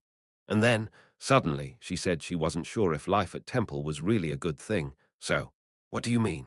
At the Temple, even commoners receive education. So, when nobles or royals get married later, things that happened at Temple could become a scandal. Although it's an unspoken rule not to talk about it, rumors spread. Like who did what with whom. Ah, I understood what she was saying. So, they're saying that since anyone with money can enter Temple, noble children having an affair with commoners might cause problems in their future marriages. Why? Why do you say it like that? It's so vulgar, seriously. As I bluntly stated the matter, Harriet's face turned bright red and she shouted. However, Harriet seemed to give up as I bluntly expressed it, and she slumped down on the table. Anyway, what you're saying is correct. Just because of their Temple background, it's difficult for men and women to receive proper treatment when looking for a spouse later. That's it. As she said this, Harriet's pigtails were scattered all over the table. How cute. So their value decreases. Va value, your expressions are really. But I can't help but agree. Yes, their value decreases. So a proper young lady should behave well, and instead of receiving education with lowborn people at a place like the Temple, it's better to have a private tutor. That way they can find a good spouse later. That's what she said. A marital dispute. Right. Duke Grants exploded, and the Duke and Duchess fought in front of Harriet. So that's why Duke Grants apologized. He had inadvertently shown his daughter's friend a marital dispute. Being referred to as lowborn would have been insulting to all the friends who had come to visit, and Harriet must have been quite uncomfortable as well. Though it wasn't something to say to a friend's parents, it seemed the Duchess lacked the refinement to match her pride. Anyway, you understand why I didn't want to talk about it, right? Yeah, I suppose. In the end, it would inevitably become gossip about my friend's parents, and I didn't want to hurt myself by discussing their humble origins. Honestly, I don't really get it, Harriet sighed deeply. Relying on others for one's own worth, who they marry, how they appear in other people's eyes. Focusing only on these things, living a life for them. Yeah, like you said, their value. They only care about their own worth, if that's what proper nobles do. Harriet looked at me. What's the difference between that and slavery? Focusing too much on one's own value ultimately leads to self-objectification. The lifestyle of behaving modestly and avoiding mingling with the lower classes to to find someone who would pay more for them. Harriet argued that she couldn't see the difference between that and a slave's life. I don't think my value comes only from myself, but it doesn't come only from outside either. So, it was uncomfortable. Oh dear. Ah, how cute. When did this kid grow up so much? It's so adorable that I want to bite it, isn't it? As I ruffled her hair vigorously, Harriet's brow furrowed. Ah, what are you talking about? Am I a child? Stop it, Harriet shouted as she smoothed her disheveled hair. Last year around this time, you were complaining to Ludwig that it would be uncomfortable if B-class students entered the A-class dormitory. If you've changed this much, it's a big deal. At my words, Harriet's face turned so red that it seemed like it might melt. If it were possible to express the phrase, "I want to die of embarrassment," through facial expressions, it would be her. Well, don't bring up the past. That wasn't about nobles and commoners. The benefits. I don't know. Idiot. I hate you. How could you remember that? In the end, Harriet seemed to run out of words, pouting and grumbling. She was incredibly cute today. What should I do? Does she get like this when she decides she has nothing to say? The Duchess's attitude was, of course, not praiseworthy, but it wasn't that strange. In fact, for those who have lived their whole lives receiving noble treatment, such a mindset might be natural. Indeed, Temple has many royals and nobles, but some refuse to attend because they have to be educated with commoners and lose their status. So nobles with a perspective like Duchess Grant's are actually quite common. In reality, Harriet was now embarrassed by her past words, but she used to be the type to divide people into classes based on talent and status. If I hadn't forced her to go through immunity training, she would still be that kind of person. When I think about it honestly, the nobles and royals around me were unusually kind. Ha! All of a sudden. No, it's true. Even though Temple prohibits discrimination based on status, in reality, they could rely on their authority or status. But none of them did that to me, right? At my words, Harriet stared at me with her mouth wide open. You crazy bastard. How can you say that after knowing what I've been through at Temple? It's because I didn't want to touch the subject, knowing it might upset her. Harriet nagged me for a while, saying that I shouldn't be the one to talk about the kindness of the people around me. It's not like the guy who cursed and threw punches at me when I tried to stand up for myself should have anything to say. No, that's not what I meant. No, that's not what I meant. There are adults too. Adults. Yeah. Your parents or something. And others. The Duke of Saintoin said that social status wouldn't matter since a royal class student would become important anyway. Bertus said everyone under him was equal. Charlotte eventually treated me casually due to her own reasons as time passed. Even the Duke Grants acted like a regular next-door neighbor, considering his actions. Even the Emperor didn't insist on formalities when he was alone with me and Ellen, though our positions might have played a part in that. So I never had to deal with arrogant and prideful nobles like the Duchess of Grants. No, there were some, like Erich and Heinrich. Heinrich changed after I taught him a lesson, and Erich became cautious after witnessing it. Oh, right, didn't Erich get hit by me too? I completely forgot about that. Harriet wasn't wrong. All those guys had experienced something with me. Considering that the Duchess of Grants was a typical arrogant noble, I began to question the things I had taken for granted. But wasn't Liana indifferent to social status from the beginning? Liana de Grants. Her cold demeanor and aloof atmosphere made her difficult to approach. But in reality, she was an easygoing person who treated others without any pretense. She even dragged a pathetic criminal around during the festival. I think she was. Liana disliked or rejected people based on their character, not their background. All the nobles around me, students or parents, never brought up social status with me. I took that for granted.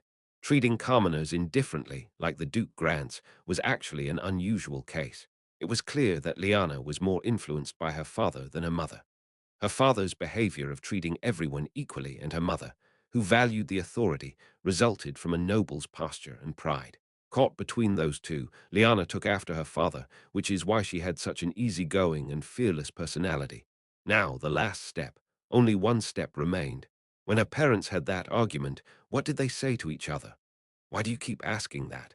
Watching fights is the most entertaining thing in the world. Besides, who wouldn't be curious about the fact that even a prestigious noble family like the ducal house has marital fights? No one is curious about that. You really are malicious. Harriet, unable to withstand my malicious questions and persistence, finally mumbled with a crestfallen expression. Harriet sat in a place she didn't want to be, but her memory was sharp. Just. His lordship said that one's social status cannot define a person, and if you treat people like that, you'll end up with no one around you. The lady said that he was the very epitome of a noble who ruins their life by going to temple, something like that. Her words were mixed with incomprehensible murmurs, but one thing became clear. Having his daughter's friend join them for breakfast without his daughter present and forcing her own opinions on her, the Duke must have snapped. Anger can make one lose their rationality. Social status cannot define a person. That sentence said it all. Duke Grants must have sided with the revolutionary forces. 3 days later, he is very thorough. I listened to Sarkigar's report in my dormitory room at the temple. How much? I couldn't find anything that would prove your suspicion wrong or right. It seems that your suspicion might be just a conjecture. Upon my order to investigate Duke Grants, Sarkigar immediately took action. He couldn't infiltrate overly guarded places, but the Duke's residence wasn't that extreme. However, he couldn't find a single piece of evidence proving the Duke's connection to the revolutionary forces. If he is truly involved, we might find evidence over time. But if he's that thorough, he probably wouldn't leave any evidence behind. It's impossible to figure out the pattern and method of encrypted letters before detecting them. Nobles often use written documents, so it's hard to tell which of the Dukeless letters and documents they produce daily is related to the revolutionary forces. Even if we knew, we couldn't decipher the encrypted content. A seemingly ordinary letter asking about someone's well-being could be an encrypted message. The last visit from Owen de Gethmora might have been for business purposes, not related to the revolutionary forces. The reason I suspected Duke Grants could be a revolutionary was due to various circumstances, and Owen de Gethmora's confirmed affiliation.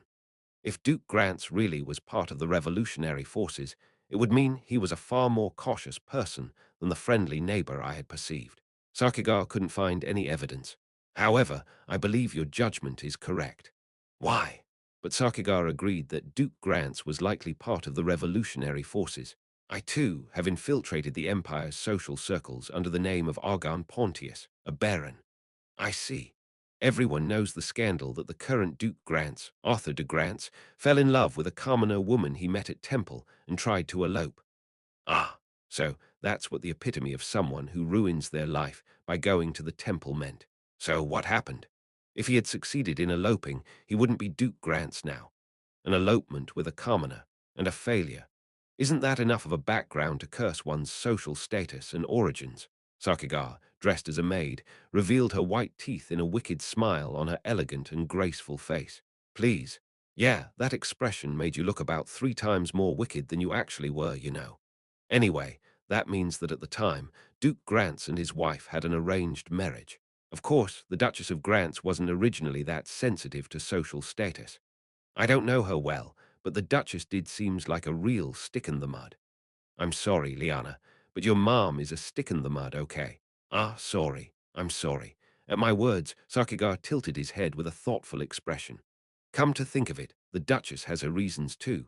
She couldn't help but become that kind of person.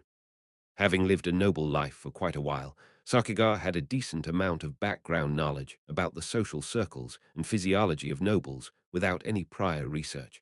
Duke Grants usually doesn't get involved in social circles, but it's a bit different for the Duchess. Um. However, at every social gathering or party she attends, she unknowingly gets labeled like that. Sarkigar chuckled ominously. The person who was pressured by the Grants family into an arranged marriage. The person who couldn't help but have a failed marriage. The person who was doomed from the start to gain her husband's love. The cruel woman who married Duke Grants, enduring scandalous rumors because she coveted his power. Listening to it gave me chills. She is a noble whose status rose because she married Duke Grants, a man with scandalous rumors. Originally, she was just a second daughter from an insignificant count's family without even a territory. She became a pitiful and foolish woman whose very existence became a scandal. What she gained from marrying a man with scandalous rumors was the power of being the Duchess of Grants. But in social circles, she was scorned and followed by rumors of being a wicked woman who abandoned her dignity for social status. That's why she couldn't help but become obsessed with the power and prestige of being the Duchess of Grants that she had to endure all of that to obtain, hating the scandalous rumors intensely, but ultimately unable to deny the fact that she gained everything because of them. Could such a marriage ever be smooth? The Duke, who failed to escape with his lover and was ultimately caught and forced into marriage. The Duchess, who knew the situation and strategically married into a great noble family to elevate her status. The Duchess became obsessed with the power and prestige she thought she had gained from a failed marriage. If she denied even that, she would have chosen a failed life. The Duke was forced into marriage. The fact that there was no child between them other than Lyanna would be proof that their marriage had failed. It's fortunate that they at least had Lyanna, the Duchess, who had no choice but to obsess over her status. The Duke, who constantly questioned and cursed the meaning of status while looking at his wife. And to top it off, a member of the Orbis class, which had long been the cradle of the revolutionary forces. As Sarkigar said, there's no concrete evidence, but there are too many circumstances. Just like Charlotte was certain Valia was the successor of the Demon King due to the overwhelming circumstantial evidence, even without definitive proof. There were far too many circumstances, and it was now impossible to deny that Duke Grants had sided with the revolutionary forces. I had pondered over various aspects of Duke Grants's involvement with the revolutionaries, but in the end, there were no answers. Fine. I'll naturally find out whether Duke Grants is truly involved or not when I make contact with the leaders. What's their opinion on me not attending? They seemed disappointed, but they mentioned that a high-level meeting would soon take place, and they wanted me to attend. If the Duke is part of the core group, he'll be there too. Good. Everything will become clear then. However, in the end, a possibility was still just a possibility. There was still not enough information to make any conclusions, and even if I knew that Duke Grants was part of the revolutionary forces, it wasn't yet clear how that could become a card I could play. Chapter 367, Deep into the Night. After a short walk, Duke Grant sat quietly in his office. With the lights turned off in the office, he was lost in thought in the darkness. He was reminiscing about the conversation he had when Owen de Gethmora visited him not long ago. It was a rare occasion for Owen to visit personally, and Grants agreed that the issue at hand was urgent enough. Negotiations with the remnants of the demon realm. They demanded that all members of the council be present at the meeting instead of you attending personally. They seem to know the exact number of council members, and if someone is absent, the negotiations are very likely to break down. Isn't it a trap? Unlikely. They've stated that they'll allow any number of escorts. Confidence, huh? It seems so. They've slaughtered Riveria lands and the elite knights, meaning they can easily fend off any ambush we might attempt. He was recalling the meeting with Owen de Gethmora a few days ago. I must say again, joining hands with the demons is madness. I think so too, but the majority of the leadership has already agreed on this. We don't know what they're thinking or what their intentions are. We know too little about them to join hands with them just because they have power. I deeply agree with your opinion, Your Grace. We won't be able to decide everything on the spot, and the Demon King won't act hastily either. After all, attacking us wouldn't bring them any advantages. Discussions on the issue of joining hands with the remnants of the demon realm and the next Demon King continued. However, due to the nature of the organization, it was difficult to gather all the council members in one place. Opinions were collected through written correspondence or actual interactions between people. The organization was thrown into chaos when they heard that the remnants of the demon realm had caught the guild master of the merchants. They couldn't even figure out where the scent had come from. But Owen had told them that the demons already knew the identities of some council members when they contacted him, and now they had identified everyone. There's no other choice, Your Grace. Joining hands with demons would be a problem in itself.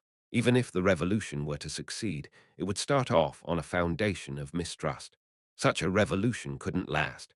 But the demons already had all the information about them. If they don't join hands, the demons could easily annihilate them by simply revealing information about the revolutionary forces to the Empire. They should be grateful for the demons' mercy. At least they took action to join hands and plan together, instead of trying to eliminate them without laying a finger on them. Die at the hands of the Empire or ally with dangerous enemies. They had to choose one of the two. However, the moment the demons reached out, Duke Grants had already sensed that the revolution had failed. If the uprising fails, it is obviously a failure, and if they succeed by joining hands with the enemy of humanity, they cannot guarantee the future, making it a failure. No matter where he went, failure was inevitable. Is there no other way? According to Owen, a considerable number of the organization's leadership actually welcomed this situation with open arms. Was this really a situation to be happy about, even if it did add more power? Duke Grants was filled with a terrible sense of unease. Had the revolution failed? Or was it even possible to succeed in the first place? Internal factions divided. Conflicts arose. Orbis class members clashed with non-Orbis class members. Political battles were rampant within the organization. And by now, they had accepted such things as a matter of course. The revolutionary organization had never actually carried out a revolution. A very old organization. Revolutionary, but without revolution. Could this group, which had grown in size while rotting away internally, ever really bring about a revolution? Duke Grants left his office and walked down the corridor. No matter how long he pondered, the conclusion was the same. Even without his consent, the organization had already made its decision. Being part of the organization meant that there were times when he had to follow along, even if the organization did things against his will. This was just one of those times. What the hell does that have to do with anything? As he walked down the corridor with such complicated thoughts, a sharp voice pierced his ears. He thought his daughter had returned to Temple, but it seemed she had come back. I told you not to hang out with those lowly people. And now, not only are you calling a few kids over, but you're even having a drinking party with them. What if people hear about this? So what if they do? The Duke sighed, familiar with the sound of mother-daughter arguments. If she hadn't been so particular about where she slept, she would never have set foot in the house. The Duke's daughter hated being at home, but she found it extremely difficult to sleep anywhere else. You might not care now, but don't you know this will leave a scar on you? Do you have to experience it yourself to regret it? Come home from Temple right now. Whether you take lessons to become a priestess or call a private tutor, I'll take care of everything. Ha! If I have to live like you after taking those priestess lessons, I wouldn't want that kind of life even if it was given to me. What did you just say? If I have to live like you, I'd rather live this way, mingling with commoners. At least I don't want to live by stepping on people like you do. Duke Grant stood motionless in the corridor, unable to intervene or ignore the conversation, and listened from afar. The staff were well trained in keeping their mouths shut, so this conversation wouldn't leak outside, but even without gossip spreading, those who needed to know already knew. That the Grants family was a mess, to put it mildly. What, are you going to run away and marry a commoner like your father did? Do you think that's what I'm going to do? If I run away, it won't be to marry a commoner, but to get away from you. The mother's cold voice was met with an even colder retort from the daughter. What did you say? Dad couldn't even have what he wanted, but you got what you wanted and you're still not happy. So why are you forcing me to live like you? Wow, what are you saying to your mother? How could you say such a thing? Even when she was a child, the daughter he had raised was not the type to listen well to her mother's words. However, the Duchess was by no means a weak-willed person. If anything, she was one of the most notoriously stubborn people the Duke knew. As the daughter grew older, the conflict between mother and daughter, which had always existed, worsened. Despite knowing her mother disapproved, the daughter would bring her friends to the mansion. She knew that her mother couldn't openly express her displeasure in front of the commoners because of appearances. If you keep talking down to my friends, openly discriminating against them, and looking down on them like that, I'll make sure you see what it's like to have no child in this house. It will be worse than not having one to start with, so be careful. You, Liana, don't walk away. Slam. As Liana stormed out of her mother's room with a flushed face, she ran into the Duke in the hallway, who had overheard the conversation. Ugh.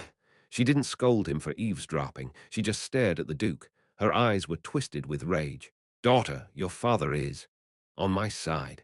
When the daughter cut him off, the Duke was left speechless. I'm on your side. That was something he had often said. Just like Mom wants me to live the way she did, you want me to live the life you couldn't have. Bound by his status, he had been unable to have the very thing he wanted most. So you're allowed to live a life where you can have that, the Duke had always told her. But that, too, was just a different kind of coercion in the end. Both her mother and father were forcing a certain kind of life upon her, all the same. Liana's words left the Duke no choice but to close his mouth in shame. I'm sick of being treated like the only reason my parents' failed marriage should continue. Liana brushed past the Duke, grumbling. Instead of heading to her own room, she seemed to be leaving the mansion to return to Temple. The Duke watched her with a bitter smile. The only reason their failed marriage had to continue. At some point, their daughter had begun to see herself as that pathetic result. Whether that was painful for her, or whether she knew her life had no more meaning than that. At some point, their daughter had started to drink alone and fall asleep. The Duke had seen the tear stains left on her sleeping face countless times. He watched as she strode through the garden and left the mansion under the cloudy winter night sky. 2 days later, in the small country of Levena in the southern part of the empire. Night time. Duke Grants was on the move for a meeting with the soon-to-be Demon King, an event that would shake the entire continent. It was very rare for the leaders of the revolutionary organization to gather in one place. It was suspicious in itself for these people, who held various positions in society, to gather in one place without any particular reason. Therefore, a general meeting involving all the leaders was only convened for extremely important matters. This was the first time since the Orbis class school closure incident. The location of the general meeting was not the royal capital, but one of the southern branches of the Merchant Guild on the continent. It was disguised as a gathering of southern trade investors for the Merchant Guild. Although the Demon King had allowed them to bring as many escort troops as needed, it wasn't possible to do so. Duke Grants only traveled with trustworthy knights and family mages from his duchy. They were few in number, but even with this small group, Duke Grants believed he could escape from the remnants of the demon race if they decided to turn against him. In the southern part of the empire, one of the Merchant Guild branches was located on the outskirts of the capital of Levena Kingdom, Rajuan. They chose a quiet location instead of a flashy and central place, as it could attract unwanted attention. Naturally, the master of the Merchant Guild had selected the location. Upon arriving at the conference room, Duke Grants could see many people who had arrived earlier. Nobles, high-ranking officials, authors, scholars, and people from various walks of life, regardless of their origins, each had a place here. The Demon King had not yet arrived. Although the meetings were not frequently held during normal times, they could at least exchange some polite greetings. But not now. Now they were preparing for a meeting with the Demon King that had turned the entire continent upside down. Whether they agreed or not, everyone's faces were filled with a mix of anxiety, anticipation, fear, and skepticism, so no one dared to speak up. The escorts could not come in this far. However, it was evident that everyone had brought at least one teleportation scroll with them in case of emergencies. After 17 of the top brass had gathered on time, Duke Grants felt a slight sense of unease. The master of the Merchant Guild, Owen de Gethmora, was not in his seat. He was not part of the top brass, but he was a high-ranking member responsible for the financial support of the revolutionary forces. Moreover, since he had directly contacted the Demon King's servant, he should have been present as the liaison. The cause of the unease soon revealed itself. Guara, a sound that shouldn't be heard in the human world, began to echo. What is this? People started getting up one by one to look out the window. Flash, flash. As the light scattered on the construction site, one by one, something began to appear. Ogres, orcs, goblins, imps, and countless other demons were appearing simultaneously. Numerous demons with red eyes and eerie auras were being teleported into the area, surrounded by light. It's the demons. Are they planning to attack? Instead of having a meeting, were they planning to launch a surprise attack? The demons that had arrived through teleportation began to swarm towards the Merchant Guild branch, where the meeting was being held. This place was on the outskirts of the city. There was no help from the guards, and even if they did arrive as quickly as possible, the fight would already be over. Let's run. As someone shouted, everyone else seemed to have been waiting for the signal, reaching for their teleportation scrolls. They all had prepared various escape routes for emergencies, and Duke Grants was no exception. Crack! However, the teleportation scrolls, which should have emitted light and transported them somewhere, showed no response. Teleportation. Blocked, someone muttered blankly. The teleportation scroll wouldn't activate. But constructing a barrier that blocked spatial movement couldn't be done in a short period of time. However, it was clear that the barrier was present now. Don't worry, the escorts we've brought should be more than capable of withstanding this. Once we break through and escape the range of the spatial movement barrier, we should be able to move freely. Though the number of escort troops they had brought wasn't particularly large, each of them was an elite among elites. Crash, bang. Already, knights and mages who had rushed out in response to the sudden attack began to confront the demons with blood-red eyes. The demons were numerous, but stopping them wasn't too difficult. The demons had made a poor judgment. There was no way they could slaughter all the revolutionary leaders with just this level of attack. But Duke Grants felt uneasy. The spatial magic barrier. The blood-red eyes of the demons. They lacked focus. Growl, boom, thud. They merely clenched their weapons and swung them blindly. Mind control. The thought that the demons might have been subjected to some kind of magical control wouldn't leave him. Naturally, the escort troops they had brought were not so incompetent as to be hit by the wildly swinging weapons. The attacking demons were slaughtered without even inflicting a scratch. How did they even spot us? Watching the demons being overwhelmingly slaughtered after their surprise attack, the leaders spoke in stunned voices. Not everyone was a fool. They were glad to be winning, but they all knew that the attack was too sloppy for a surprise assault. And then, Duke Grants soon discovered who the real enemy was among the onslaught of demons. People dressed in black were swinging their swords in the darkness. Knights! Someone's sword was dyed in a dark blue hue, or a blade. It was the mark of a swordmaster. A group that included swordmasters, who were known as powerful asymmetric forces even on their own, began to annihilate their escort troops. Did they think the demons weren't enough? No. As Duke Grants watched his escort troops being cut down in an instant, he muttered blankly, "There's no way it's just the demons." Spatial movement was blocked, and along with the demons, numerous veteran knights slaughtered everyone like fallen leaves in the wind. Duke Grants managed to find a familiar face among the people in black. Save-Alin Turner, the leader of Shanipal, was there. The escort forces were annihilated in an instant. As the escort forces were wiped out, the attacking demons collapsed on the spot as if they were empty shells. Thump, thump, everyone heard footsteps approaching the conference room. In a situation where escape was impossible, those wearing black clothes revealed themselves one by one in the conference room. Despite the carnage they had wrought, not a single drop of blood stained their clothing. Their skills were terrifyingly precise. No one managed to escape. Everyone in the room knew the face of Save-Alin Turner. With a calm expression, Shanipal's leader glanced around the conference room before taking a seat in an empty chair. "Do you think the Empire didn't know of your existence?" That was all she calmly asked. The demons hadn't betrayed them. A place with a spatial movement blocking barrier. The person who arranged the meeting location. The person who convinced everyone to gather here. Owen led us into this trap. Owen de Gethmora. Everyone realized too late that he had been lying from the beginning to the end. Then what was the purpose of the demon attack? Duke Grants gritted his teeth and glared at Save-Alin Turner. "Don't tell me you're trying to disguise this as the demons doing." The core members were here, but the revolutionary forces were spread everywhere. The will for revolution wouldn't die even if the core members did. That's right. From now on, your organization will be under the Empire's control. The head of the Merchants Guild will become the leader of the next revolutionary organization. Duke Grants didn't know whose absurd idea it was to use the revolutionary forces. Inside the organization, it will be treated as if you all died after negotiations with the demon forces failed. Of course, externally, it will be treated as death due to an unfortunate attack. Save-Alin Turner spoke as if she could at least provide this explanation to those about to die. And then she gestured to the knights of Shanapel who had become assassins instead of knights today. "Kill them all. Don't leave any external injuries, as we need to manipulate the corpses and signs." With that cold declaration, one by one, lives began to be snuffed out.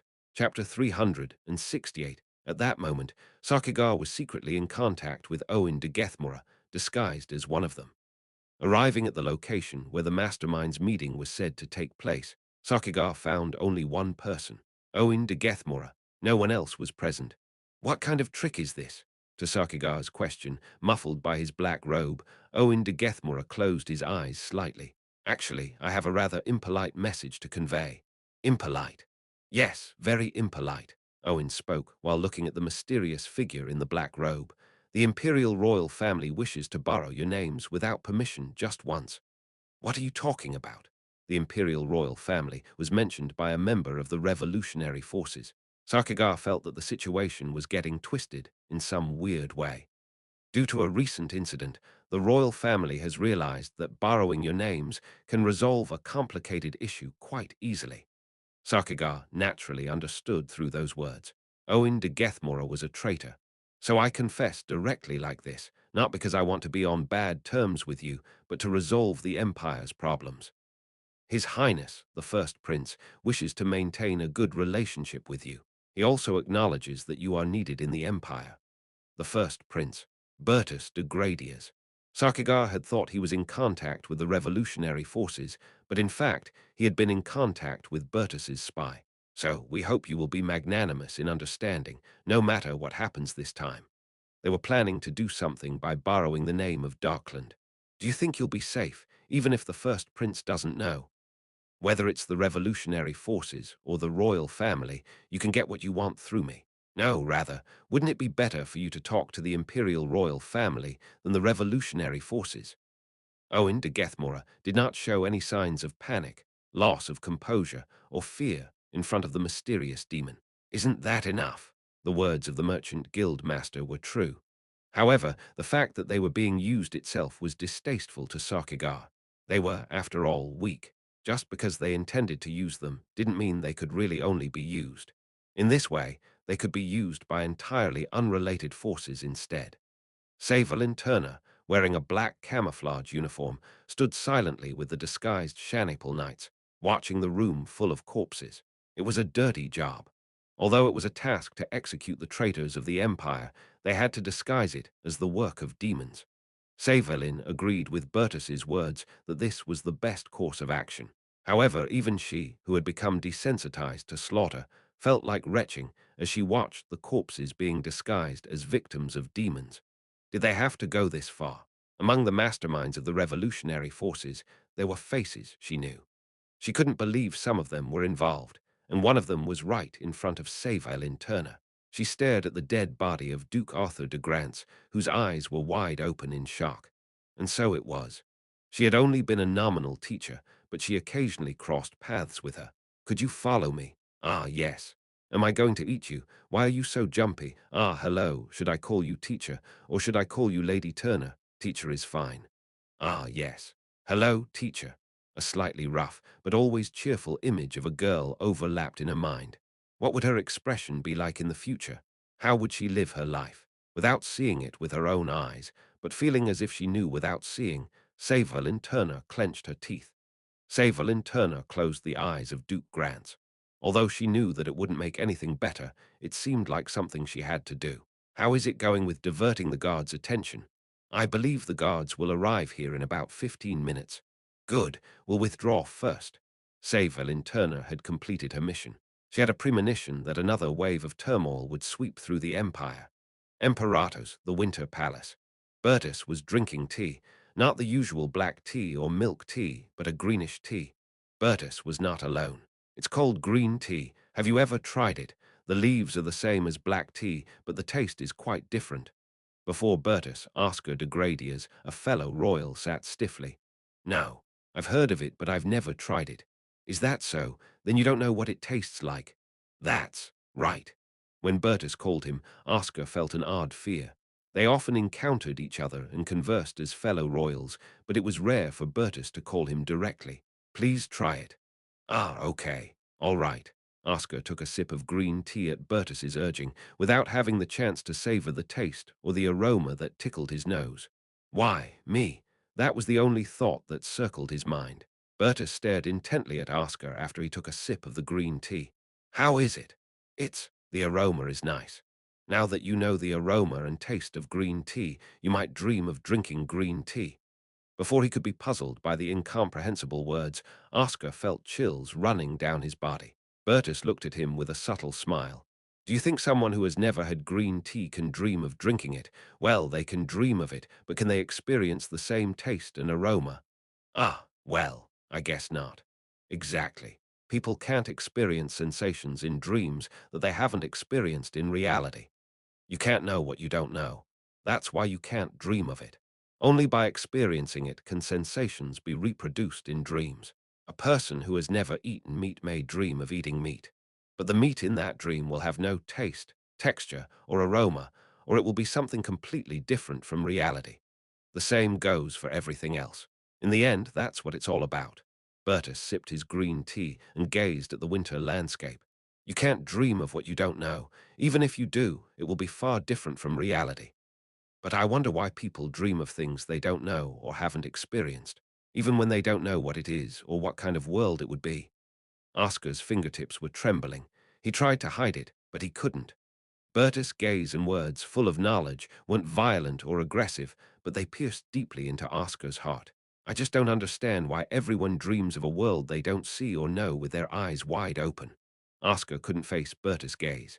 Do you plan to kill me? At Oscar's pitiful words, Bertus laughed softly. Brother, killing someone means they pose a threat to me or their death benefits me. Your life doesn't hold much value or threat to me or the Empire. A worthless life. At those words, Oscar stared at his tea with wide eyes. He was a member of the revolutionary forces, but not part of the leadership. He wasn't that important, even within their ranks. That's why he wasn't a significant target for Bertus, even now. Killing a member of the royal family just because an ant dared to dream. I'd rather pity you than feel the need to step on you. Oscar couldn't say anything against Bertus' blatant contempt and mockery. So know your place and behave accordingly from now on. Answer me. At Bertus' cold command, Oscar opened his mouth with a trembling voice. I'll keep that in mind. Oscar de Gradius was an ant. Even if his dreams shattered before his eyes, there was nothing an ant could do. After Oscar de Gradius left, Bertus downed the cold green tea in one gulp. In the cloudy sky, rain began to drizzle. I wanted to thank you in person, if possible. SSO Bertus wore a gloomy smile as he quietly watched the winter rain begin to fall outside the window. Not long ago, Bertus had summoned Savelin Turner to the Winter Palace. What is the task I must do? You must root out the Empire's cancerous cells. Cancerous cells. Have you heard of the Republican Revolution? The Emperor had already granted permission. Bertus had explained to Savelin Turner the series of events that had occurred since the closure of the Orbis class school. Bertus had been aware of the revolutionary forces for quite some time, just like Charlotte knew that such a thing was bound to exist. He had some leads on several key members, as well as some fringe elements. However, it was difficult to touch such a sensitive balm, so he was taking time to grasp the whole picture. But it wasn't until the master of the Merchant Guild, Owen de Gethmora, came to him that he had a clear understanding. Reinhardt's Magical Research Club and the Rotatory Gang's business ventures had established a direct connection between Bertus's forces and the Merchants' Guild. Up until then, the connection had been indirect, but since then, the Merchants' Guild had become unwittingly entwined with Bertus's forces. Bertus received a private audience to discuss the matter of the revolutionary forces. He claimed to have extremely important information that could decide the fate of the Empire. However, it wasn't a matter that could be easily dealt with. The revolutionary forces, now with their overall structure exposed, were comprised mostly of individuals who could wield considerable influence in the empire. If the royal family directly intervened in dealing with them, it could trigger a massive uprising among the remaining forces. Thus, until an appropriate method was found, they monitored the situation through Owen de Gethmora, who had volunteered to become a spy, and deliberated their options. And then the demons appeared. We will gather the leaders in one place. After taking care of them all, we will disguise it as an attack by the demons. The demons provided a powerful smokescreen to conceal the truth of every incident. There might be some who could deduce the truth, but the message of demon remnants carried too much weight across the entire continent. A single mention of the demon's deeds could easily dismiss any minor noise. After slaughtering all the leaders, they would disguise it as the work of demons. The remnants of the Republican revolutionary forces might consider it a conspiracy by the Empire, but the general public would be led astray by the word demon and wouldn't be able to see the truth. In fact, the demon remnants had attempted to contact the revolutionary forces and had even succeeded in doing so. Thus, The fact that the leaders were annihilated by a demon attack would be convincing to many of the revolution remnants as well. Something went wrong at the negotiation table, and in their anger, the demons killed the leaders and disappeared. It was not an implausible story. There might be debates within the remaining forces about whether or not it was really the work of demons, but their division was not a bad thing in and of itself. Then Owen de Gethmora would take in the remaining revolutionary forces and assume the role of temporary leader. He would then publicly reveal a fabricated truth about the leaders' deaths. The revolutionary forces would fall entirely into the hands of the royal family. Savelyn Turner nodded her head with a stern expression after hearing Bertus's plan. She was devoted to the Empire. Therefore, she agreed that the forces seeking to overthrow the Empire must be dealt with. But how do you plan on disguising it as the work of demons? We have some demon captives for research purposes. We'll release a few of them at the scene and kill them. I see. That's why it's a secret that Shanipel is deployed at the scene. There will be support for manipulating the scene. Shanipel's main focus will be on eliminating the escort troops. Can you do that? Yes, I can. The Emperor's approval had been secured in advance. At the meeting place arranged by Owen, a barrier blocking spatial teleportation magic had been installed beforehand. Shanipel assassinated all the leaders of the revolutionary forces, tampered with the corpses' wounds, and scattered demon corpses to stage a battle against demons. The conditions and the meeting place had been chosen to make such a deception as easy as possible. They were like thorns in the mouth, difficult to remove. The remnants of the demon forces. The timely appearance of scapegoats would protect the Empire from all controversies. It didn't matter if the truth came to light. The fact that the revolutionary forces dared to betray humanity and join hands with the demons was true. Swoosh. Bertus looked out the window at the winter rain. Tusk. In the end, the fact that he had killed the parents of his classmates weighed heavily on him. Chapter 369, News of the Demon Tribes' Attack on the Southern Empire's Levena Kingdom, specifically Rajuan, spread like wildfire throughout the royal capital. To be exact, it was an attack on the outer branch of the Merchant Guild in Rajuan. In reality, the demon tribe had also attacked Rajuan itself. However, the damage wasn't extensive. The number of demons that had attacked was quite small. Nonetheless, in some areas on the outskirts where there were no guards, there was a significant loss of life. The outer branch of the Merchant Guild in Rajuan was one such place. Among the list of victims was the name of Duke Arthur de Grants. I had already heard the report from Sakigar. I had been manipulated by Bertus. I had been wondering why the royal family couldn't grasp the revolutionary forces, but they already knew. They just left them alone because they thought that acting recklessly could cause enormous problems. During the attack on the Nameless Order, Bertus made a completely different judgment, seeing that just the fact that it was a demon tribe attack buried all other suspicious aspects. He decided that the revolutionary forces could be eliminated in this manner. The name, Demon Realm Remnants, was, in the current situation, a kind of root of all evil that could freely instigate all sorts of incidents and pin everything on them.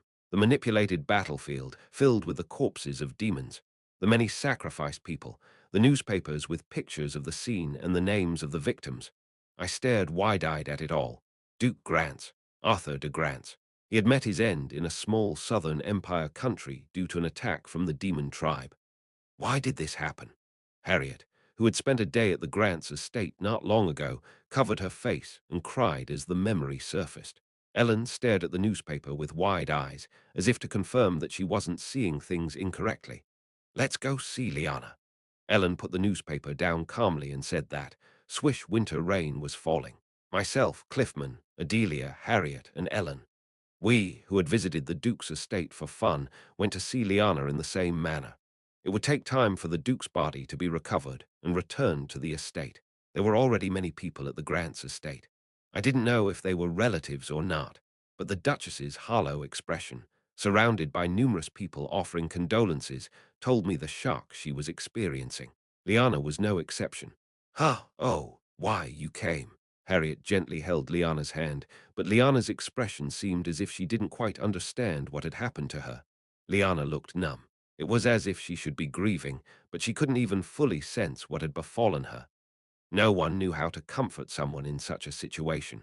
The people around the Duchess were saying something. but we didn't know what to say. I didn't know what to say to Liana, who had suffered from something that had turned into my doing even though it wasn't my doing. I didn't do it. It wasn't me. But I couldn't say that. Harriet silently held Liana's hand, while Ellen gently embraced her shoulder.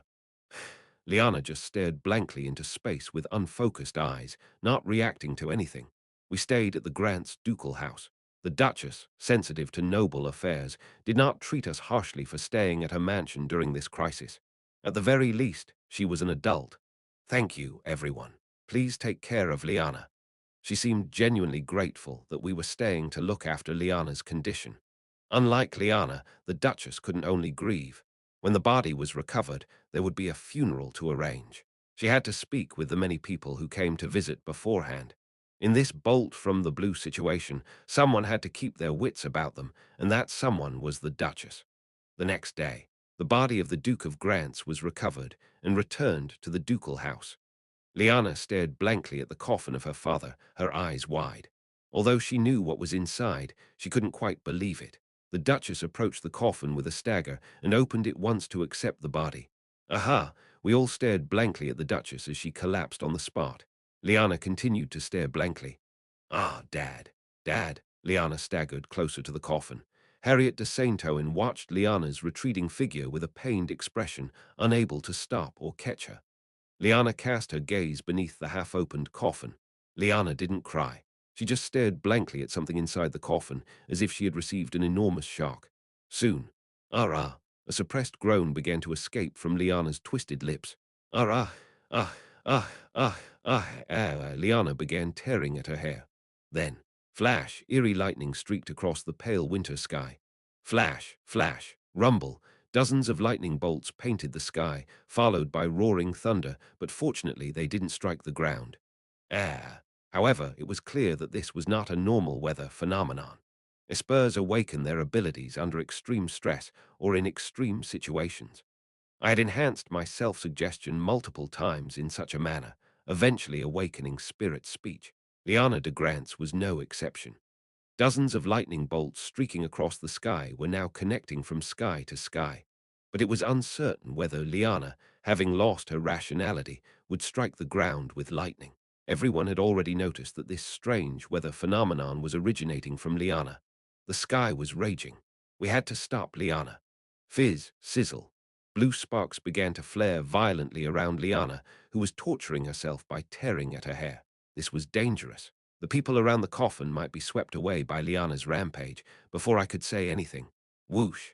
Ellen charged through the rain toward Liana.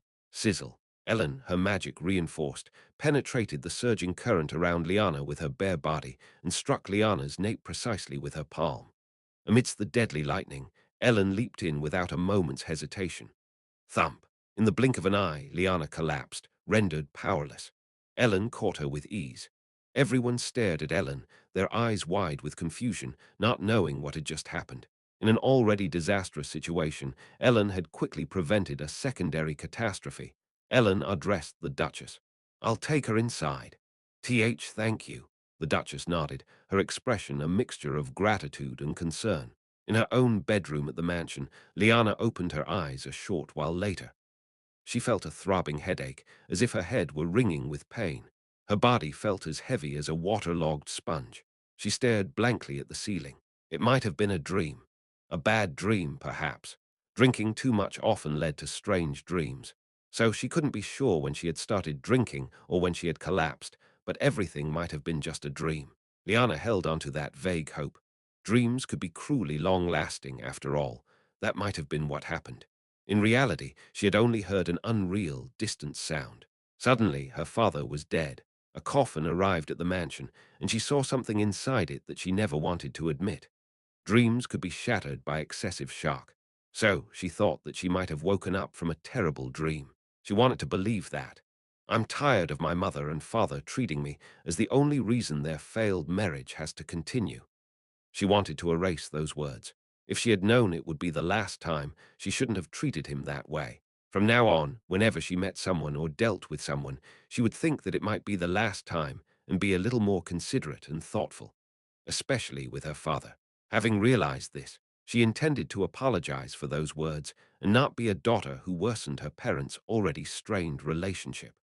Now, she regretted ignoring her father's attempts to make an effort and only scolding him all those days. She would change a bit. If it was a dream, that's what she thought. But it wasn't a dream. It couldn't be a dream. As she stared blankly at the ceiling, she held one hand of each of the two people beside her.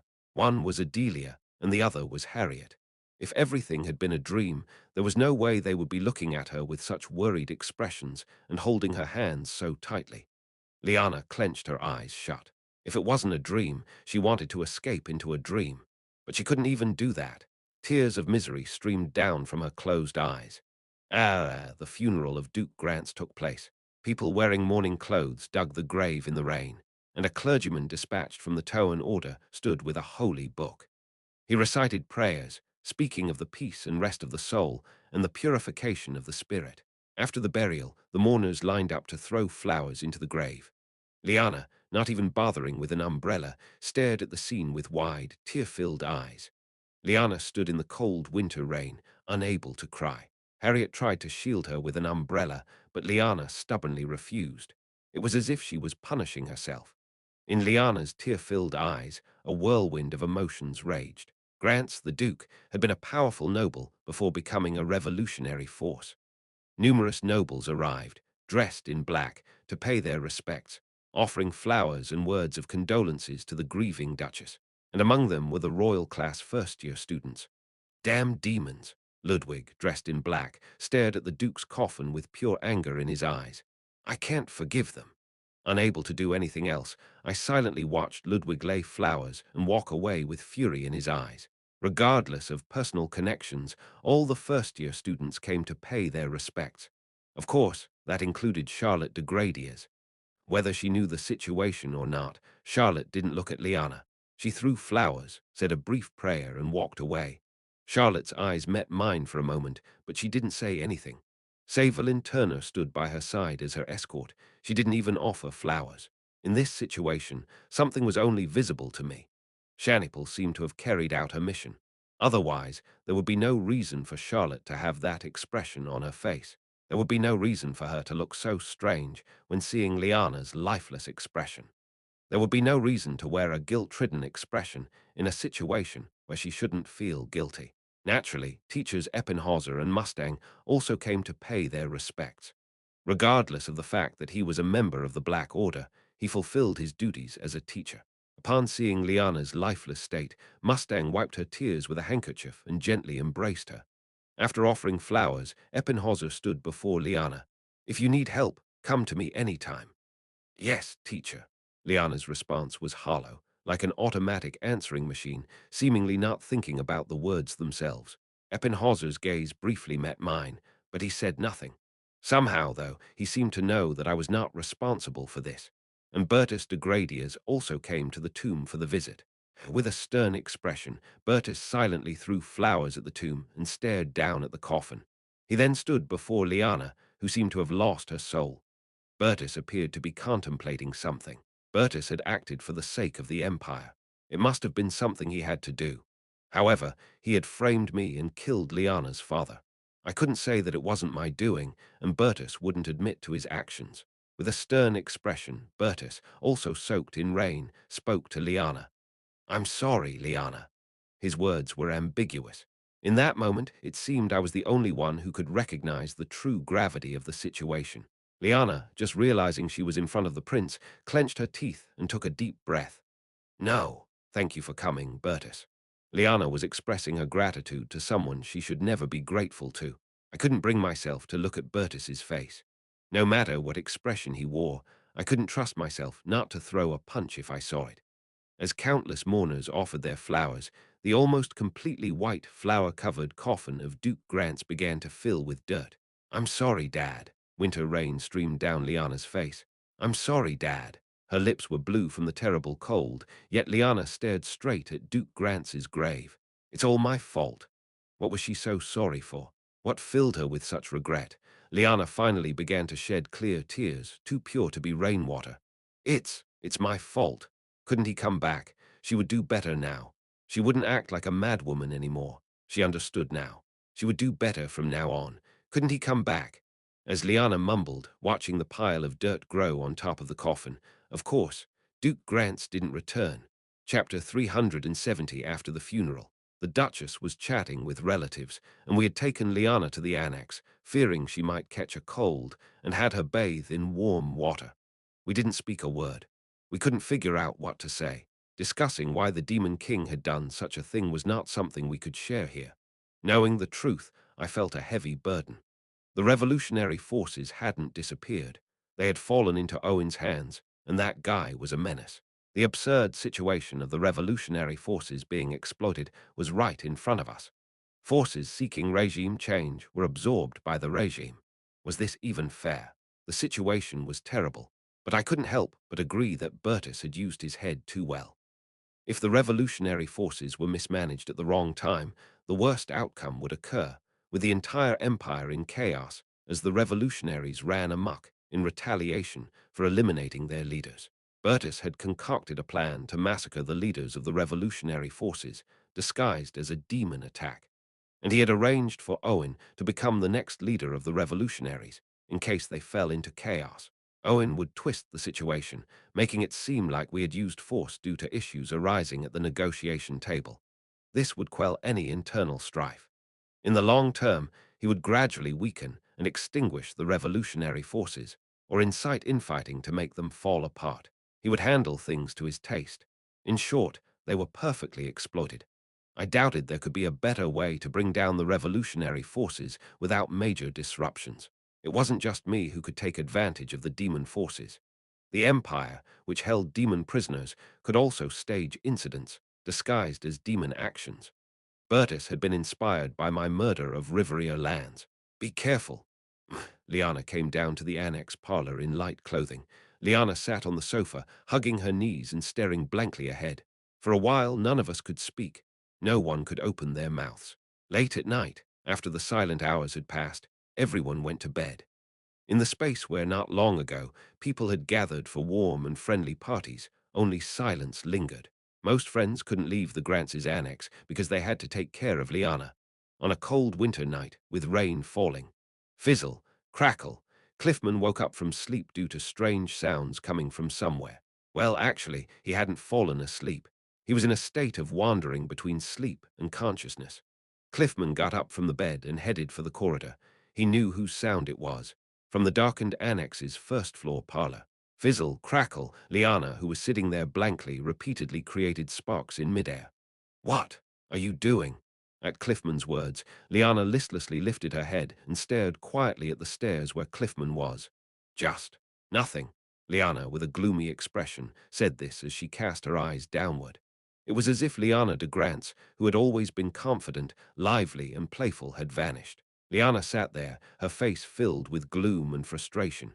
Cliffman cautiously descended the stairs. Then he sat across from Liana. Liana looked at Cliffman and faintly smiled. "You must be tired." Cliffman found Liana's smile and words shocking. This wasn't a situation for laughter. It wasn't a situation to speak kindly, yet Liana smiled in this predicament. Cliffman found this side of Liana unfamiliar. But in such a situation, people often became kinder, something Cliffman didn't know. There had always been someone unconditionally on her side. She had failed to treat that person preciously. Thinking it would last forever, she treated them casually. Only after that person was gone did Liana become sincere to others, regretfully, realizing that no one could ever be eternal to her and she could never be eternal to anyone else. She started to treat people preciously. "Today, I'm grateful to everyone." That's why Liana became kind, regretting all the days she hadn't been. "In a little while, I'll recover. Don't worry too much." Cliffman quietly observed Liana, who seemed like an entirely different person, even in her tone of speech. Cliffman, the boy, was never good with words. He was awkward with people. He had hoped that dealing with this eccentric girl would somehow improve him, but it seemed to be going nowhere. He was still uncomfortable with people, especially girls. He hadn't improved. Cliffman didn't even know how to treat people casually, let alone normally. And now Liana wasn't her usual self. In this situation, Cliffman knew even less about what to say. But it was strange. Originally, looking straight into Liana's face had been difficult. When someone stared at him, he would sweat nervously and desperately avoid their gaze. Liana, in particular, stared piercingly, and Cliffman found it unbearable. If he avoided her eyes, she would scold him for constantly evading her gaze and demand he look at her properly. He didn't know why it was difficult, but when Liana stared at him, it felt like someone was squeezing his heart, and it hurt. But now, Cliffman looked at Liana, but she couldn't look back at him. Looking at her wasn't awkward. In this situation, he couldn't tell what to say. He didn't even know how to act normal, let alone offer comfort. However, just because he didn't know didn't mean he couldn't do anything. Even if he couldn't tell, he could try. He could do something to be normal, and he could do something to offer comfort. He just didn't know if the attempt would be a success or a failure. Right now, Cliffman said, "Liana, do you want to drink?" He wanted to comfort Liana de Grants. Liana looked at Cliffman with wide, surprised eyes, as if she hadn't expected that question. Drinking in this situation. Somehow it seemed like the wrong time, but Liana stared at Cliffman. His eyes were wide open, almost to the point of discomfort, as he looked at her, trying not to avoid her doing something, anything, just for now. Perhaps, as she looked at the boy's eyes, full of the greatest courage he had ever shown in his life, something may change. "All right, sounds good." Liana smiled faintly. In the dead of night, a boy and a girl were drinking together. There was no appetizer to go with the strong whiskey. The girl, who had lost her father, drank. The boy, who wanted to comfort her, drank too. It was a night when it might have been better to drink enough to forget, for there were moments when one would rather numb oneself and let it pass. Not much conversation took place. With every sip of whiskey, Liana glanced at the window of the annex. The main house was visible through the rain-streaked window. Cliffman didn't ask what was on her mind. He simply drank, matching Liana's pace, little by little. "My father ran away to marry a commoner he met at Temple." "Really?" Cliffman calmly listened to the story. He didn't stutter or show any signs of discomfort. Liana continued, biting the corner of her lips to suppress a grin. "Yeah. The plan failed and he got caught. But if it had succeeded, I wouldn't have been born." "I see." Neither my mother nor father ever talked about that woman. To them, she was just a mistake in their lives. I wonder if she's dead or living an ordinary life. Liana took another sip of whiskey. "After getting caught, my father was forced by his family to marry. They had to marry him off quickly because of the scandal. They couldn't find a good match for him, so he married my mother, a noble with nothing but an empty title and no territory, the second daughter of the Count of Elaine. Though it was a well-known story among the nobility, Cliffman was not a noble. Thus, he couldn't know about the disgraceful details of the family Liana was talking about. However, Cliffman listened in silence. Mother wanted to love father, but he couldn't love her. And of course, she couldn't love him either. Their marriage was shaky from the start. I was the glue that held their unstable marriage together. I don't even know how I was born. Anyway, I was born. I wouldn't say I was a sacrificial lamb, but whenever they had a big fight, they would talk about me. For Liana's sake, for her. Both my mother and father would say that. Whenever they had to make an extreme decision, they'd bring me up. "So, what are you going to do while Liana is here?" I was fed up with it. Did they think I was the only accomplishment left in their lives? Liana gulped down the whiskey. "Anyway, I hated both my mother and my father. I hated my mother for interfering in my life, and I hated my father for seeming to give me freedom, but blatantly expecting me to live the life he couldn't. After all, if father had treated mother well from the beginning, she wouldn't have turned out so wicked. Mother was an obvious problem, but father pretended not to be a problem when, in fact, he was the biggest problem. That's why I hated both my mother and my father. I genuinely thought I hated them." Liana poured whiskey into a glass, then swirled it around silently. "But I think I liked my dad more than I thought." She had thought she disliked him. It was the regret that rushed in when she could no longer see him. The regret and guilt that rushed in because the last thing she said would be the last words he ever heard from her. "I'm really a brat, just like you guys said." Liana was crying, her eyes wide open. "I regret everything so much." Setting down the glass, she didn't drink, but just stared blankly at the glass while crying. Cliffman watched her silently. "Why? Why did the Demon King have to do it? Why there, of all places? Why did it have to be like that? Why did my dad have to die? He might not have been a great husband, but I think he was a good dad to me. Even if he didn't love my mom, I think he did love me. I think he loved me at least that much. I thought it was an excuse to rationalize an unhappy marriage. So, ah, ha. And he was a good person, my dad. He was kind to people and didn't do anything bad. He was a good person. Cliffman silently watched Liana as she sobbed. Duke Grants was a good person on the outside. He might not have been a great husband or a great father, but he wasn't that bad of a dad either. Liana spoke of her father in the world where he had disappeared. What is lost cannot be regained. So one can only hope for something else. Unable to accept why she had to lose him, she thinks about the reasons why she had to lose him. Because I'm a supernatural power user. Can I get my revenge? Can I fight? I wonder how strong my powers are. I wonder if I can do it. I'm curious. Revenge. Sleepless nights. Liana imagined her vague revenge, flicking sparks into the air, because she was a supernatural power user. Words cannot be taken back, and time cannot be turned back. But it might be possible to dream of revenge on the demon king who took her father away. Liana sat alone in a daze, checking her abilities.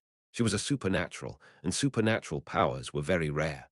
The Demon King is such a massive name. Even the name Duke Grants is too small in front of the name Demon King. So, wouldn't she be trampled down mercilessly?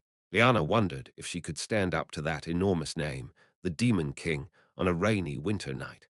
Although she was a powerful supernatural who could control electricity, she didn't know how strong the Demon King would be. So Liana saw herself fighting the Demon King amidst despair, regret, and revenge. As Cliffman watched Liana like that, he said quietly, "I'll help you. Ha! I'll help you. I will." At his words, Liana stared at Cliffman with her teary eyes wide open. They were both small. Facing that huge name together wouldn't make much of a difference. If we do it together, it will be a little less difficult. It was not the words that it would be easier, but a little less difficult. That sentence was strangely realistic. Strangely realistic because of it. Cliffman's sincerity was deeply felt in his words. They weren't just empty words. If he risked his life in the difficult task of killing the Demon King alongside her, it would make that challenge a little less daunting. His sincerity was palpable. Why would you? She could risk her life, but why would he need to risk his?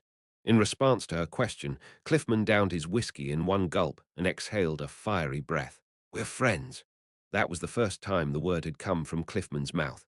At those words, Liana stared at Cliffman with a bewildered expression, unsure of how to react. Liana watched Cliffman, seemingly at a loss for words, and eventually managed a faint smile. There must be something stronger to say other than that. "Still, you've grown a lot to say that much. Stronger words than friend." At that, Cliffman's face flushed red. "Thank you." As Cliffman emptied his whiskey glass in one breath, Liana too drained the remaining liquor from her glass. And then, glug glug glug, she spilled the remaining expensive whiskey onto the ground. Although Liana's eyes were red and swollen from wiping away tears, there were no more tears left to shed. "I guess I won't be able to drink for a while. Not until the Demon King was dead." Liana said that with a weary smile. The funeral had ended, and we all returned to temple. Liana returned to temple as well. She hadn't regained her energy. However, if you're tired, rest. No, I want to do more. No, rest. You'll only hurt yourself if you push too hard. Still, a little more. I know better. Rest. Okay. I'll rest then. Liana began training at dawn. Ellen and I watched from afar as Liana and Cliffman ran together. Physical endurance was a condition that could only be advantageous. Strictly speaking, Liana had been lacking in that area. She couldn't compare to the close combat majors who trained properly, not even to Charlotte. Liana had never been particularly enthusiastic. She possessed powerful supernatural powers, which grew on their own, and that was enough for her. Her wealthy family meant she had no worries about life after graduation. Her main interest was in playing, taking everything easy, and she had been disappointed in us for being too hardworking just recently. That Liana de Grants was gone. Watch out for the ice. With a deadly determination in her eyes, Liana gritted her teeth and chased after Cliffman, who she wouldn't have been able to keep up with ordinarily. Cliffman had once struggled with social interactions, being forcibly dragged around by Liana in an attempt to fix his awkwardness. Now it seemed that Cliffman no longer stammered or felt embarrassed when dealing with Liana. Instead, Cliffman was now teaching Liana something. Their shared goal had erased Cliffman's shyness and Liana's insincerity. Their chronic issues had disappeared, through someone's death, through the pursuit of vengeance. Ellen and I watched Liana, who clenched her teeth and chased after Cliffman in the cold winter, pouring sweat. I thought the Demon King would be a distant concern, I said. Ellen looked at me, Towan's champion, and the owner of two sacred relics. It seemed Ellen thought that the story would be relevant to both of us. The Demon King, to the majority of people, was nothing more than a symbol of fear, not something they would experience directly or have any impact on their lives. However, the Duke of Grants died at the hands of the Demon King. Someone close to them had experienced direct sorrow and pain due to the Demon King's actions, and they were changed because of it. Reinhardt. Yeah, I'm angry. Ellen's gaze wavered. Could she no longer deny that the Demon King was truly an evil being? Was the situation difficult to accept? It seemed that Ellen was angry at the Demon King for destroying her friend's life. Their anger might be different in nature, but I am too. The one most angry could only be me. Let's go. All right. Together we ran. Even if the root of our anger and the true target of our revenge were different, we built our days together, running side by side, until something began at the end of our everyday lives. Chapter 371, with a deafening crack, a brilliant flash of light obliterated the wooden stump, sending splinters flying in all directions. A loud rumble followed as the expanding air created a sharp thunderclap. Eppinhauser nodded silently as he observed the aftermath. Lightning! Liana watched the destroyed stump with a calm expression. They were in an outdoor training ground, typically used for testing large-scale destructive magic. Despite being on vacation, Eppinhauser was currently assessing Liana de Grance's condition and abilities. Liana de Grance's power involved manipulating electricity, but now her power had evolved to the level of summoning lightning from the sky. Although it took her longer to summon the lightning than simply using it, there was no doubt that Liana had called down a bolt of lightning.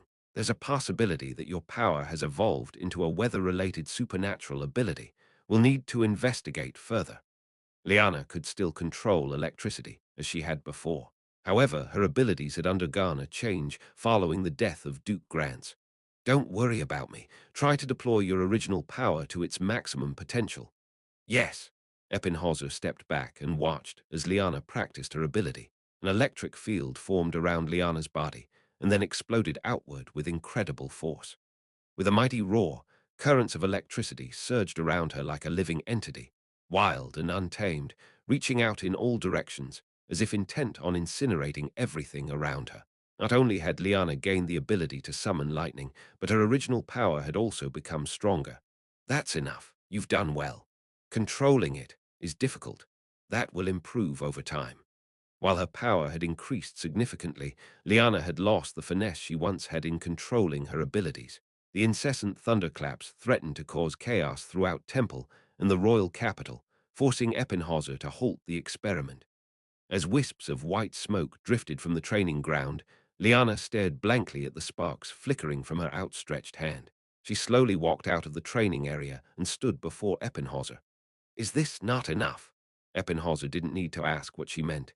He knew that she was referring to her desire for revenge. No one needed to discuss who the target of that revenge would be. It was a question of sufficiency. Liana's power was now excessive, even dangerous. Yet the Demon King, a figure of legend, was considered an absolute being in the minds of many. No, it isn't. But Eppinhauser was not in a position to share such truths. However, your ability is already extremely threatening. Use it with caution. Yes. At Eppinhauser's words, Liana silently generated a current of electricity from her fingertips. Sir, speak. Liana had never given much thought to her supernatural abilities. She had never imagined herself fighting for her life. This is the first time I've been grateful for my power, electricity, a power more specialized in offense than any other supernatural ability. Its speed, destructive force, and lethal range were unmatched.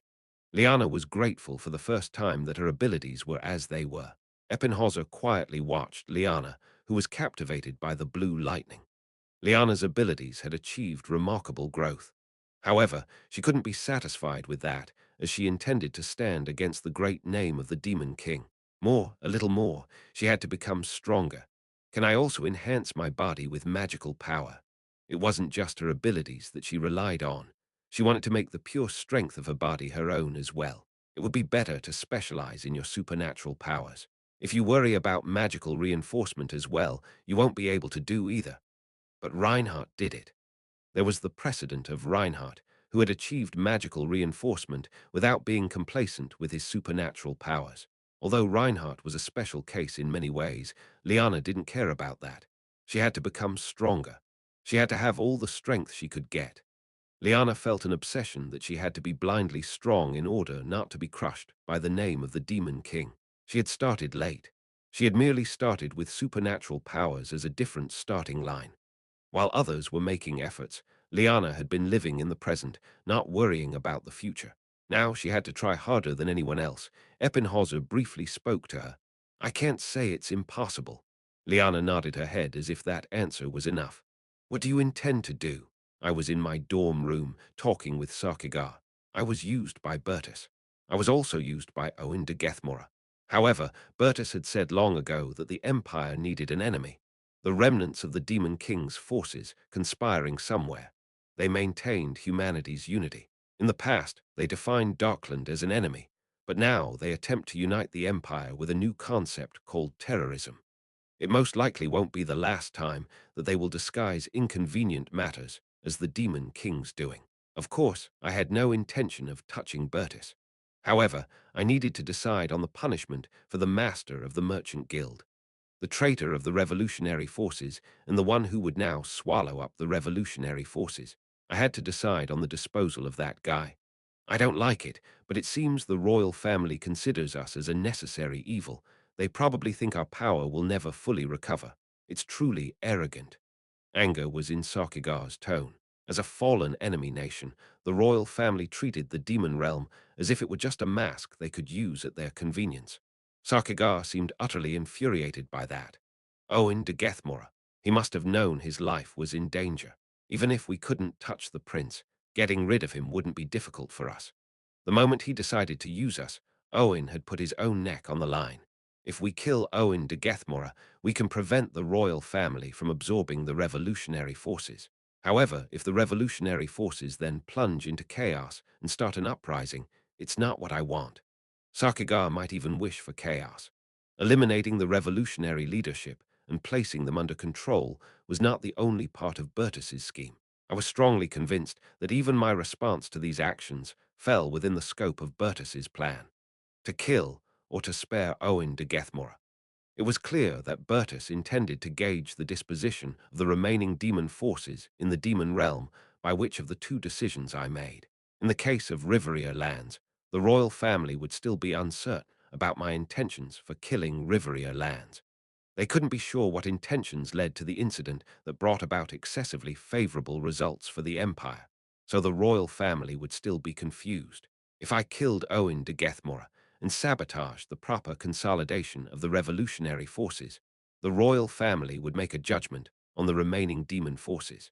The Riveria lands case was just a coincidence, and the purpose of the demon forces was to overthrow the Empire. If I did not kill Owen de Gethmora, the royal family would hold off on reaching a conclusion, leaving the revolutionary forces, who had lost all possibility of joining forces with them. Alone wouldn't help if it was assumed that the purpose of the demon forces was to restore the demon realm.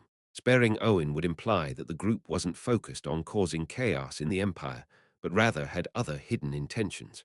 However, that would also raise questions about why we allied with the revolutionary forces in the first place.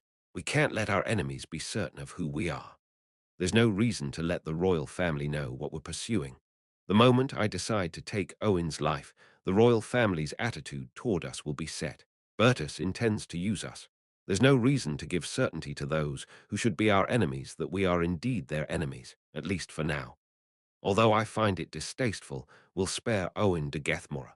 Having some form of connection to the royal family, in any way from the perspective of the demon forces, wouldn't be bad.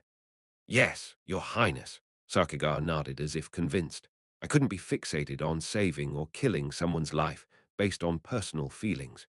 The moment I thought that, the idea that I acknowledged myself as someone who carelessly hung someone's life in the balance unexpectedly surged forward. How was their reaction? They showed some anger when I mentioned borrowing their name, but they didn't harm me. Bertus was in his office, quietly watching Owen de Gethmora, who was sitting on the sofa, sipping his tea. I didn't expect you to return alive. Surprising. I thought so too, Your Highness. Owen de Gethmora, one of the leaders of the revolutionary forces and a traitor. He was now in a position to swallow the now leaderless revolutionary forces, and slowly he would manipulate the group disguised as a revolution, leading it to sink. He was a traitor, but in the end, he managed to return alive from a life-threatening place. The highest contributor to this operation was Owen de Gethmora. Although Bertus's orders were there, he devised plans, forged letters, and skillfully manipulated the messages transferred in between, bringing everyone together in one place. In fact, there were many opposing opinions among the revolutionary leaders about joining forces with the demon realm. However, Owen de Gethmora made everyone believe that the majority of the leaders had already decided to cooperate with the forces of the demon realm by delivering their messages. Bertus had a lot on his mind. What exactly did those bastards want? When he heard that they had contacted Owen de Gethmora and wanted to join forces, he thought their goal must be to overthrow the Empire. But now that their plan had gone awry, they had backed down at the very moment when they should have at least caused some chaos. Their goal was to overthrow the Empire, so they joined forces with the revolutionaries. In that case, they should have killed Owen de Gethmora. At least they needed to cause some confusion if their plan had failed. But Owen de Gethmora had returned unharmed. Did they already know about the contingency plan for the absorption of the revolutionary forces if Owen had died? No, Bertus was sure the probability was very low. If they had known that Owen was a traitor, they would have had no reason to contact him in the first place. I can't figure out what the hell they want. Chaos or stability. If stability, then why would they want the stability of their enemies? Bertus had solved a big problem, but he felt like he had fallen into an even bigger labyrinth. Anyway, tell me now. What do you mean? At Bertus's words, Owen de Gethmora smiled slightly. Why did you betray them? Owen de Gethmora was not a spy that Bertus had planted from the beginning. He had appeared suddenly after the rotatory gang's business and spilled everything. Owen de Gethmora narrowed his eyes as he looked at his teacup. The old merchant had a dream. A dream. Yes, it took quite a long time to realize that it was an unattainable dream, but once he knew it was a dream, he tried to wake up from it. It seems that he was quite serious about the revolution. What can I say? Owen de Gethmora had once seriously dreamed of the revolution. He calmly told Bertus, the greatest beneficiary of the caste system, that he had seriously denied it. He was an old man who had risked his life to meet with the remnants of the demon realm alone. So he had no choice but to be bold in his own way before Bertus as well. The old merchant had dreamed of a world where everyone was equal. Now that it's gone, what's the point of talking about it? But they seem to be intoxicated with discussing what the revolution is rather than dreaming of the revolution itself. Also, within that group, whether they were from the Orbis class or not, or how much internal logic was established about the revolution, their ranks and treatment were divided accordingly. I realized something else. Something else. Yes, that's just how humans are. The essence of humanity is discrimination and distinction. Owen de Gethmora realized this when he saw that even those who dreamed of equality tried to divide themselves by their origins. In the new world, people will still be divided, and they will try to make distinctions, and among those distinguished, some will be revered, treated specially, and others will be despised and scorned. If that's human nature, and if distinctions won't disappear, but only the criteria for them will change, why do we need a new world? If we can't eliminate the distinctions, there's no reason to eliminate the existing stable distinctions, and there's no reason to go through bloodshed to replace one distinction with another. The old merchant realized this too late. Bertus quietly observed Owen de Gethmora as he shared his story. He had once dreamed of revolution, but after witnessing the inner workings of the revolutionary organization, he realized that it wouldn't eliminate discrimination and division, but merely create new ones. That's why he decided that such a revolution would bring no good and sought out Bertus. Instead of replacing the pyramid, he met with the person at the very top of the current pyramid. Bertus looked at Owen de Gethmora and flashed a sardonic smile. Your words sound plausible, but isn't this just resentment or betrayal born out of not being able to join the upper echelons because you're not from the Orbis class? He had been loyal to the organization like a dog, but ultimately he couldn't join the upper echelons because he couldn't become part of the Orbis class graduates clique. In response to Bertus's malicious question about whether it was merely his dissatisfaction with being a mere officer, Owen de Gethmore burst into laughter. Heh, is that all? There were also reasons like being a lowly money grubber and not being a noble, your majesty. Ha ha ha ha ha ha ha ha ha ha. At Owen de Gethmore's tragicomic quip, Bertus couldn't help but burst into laughter.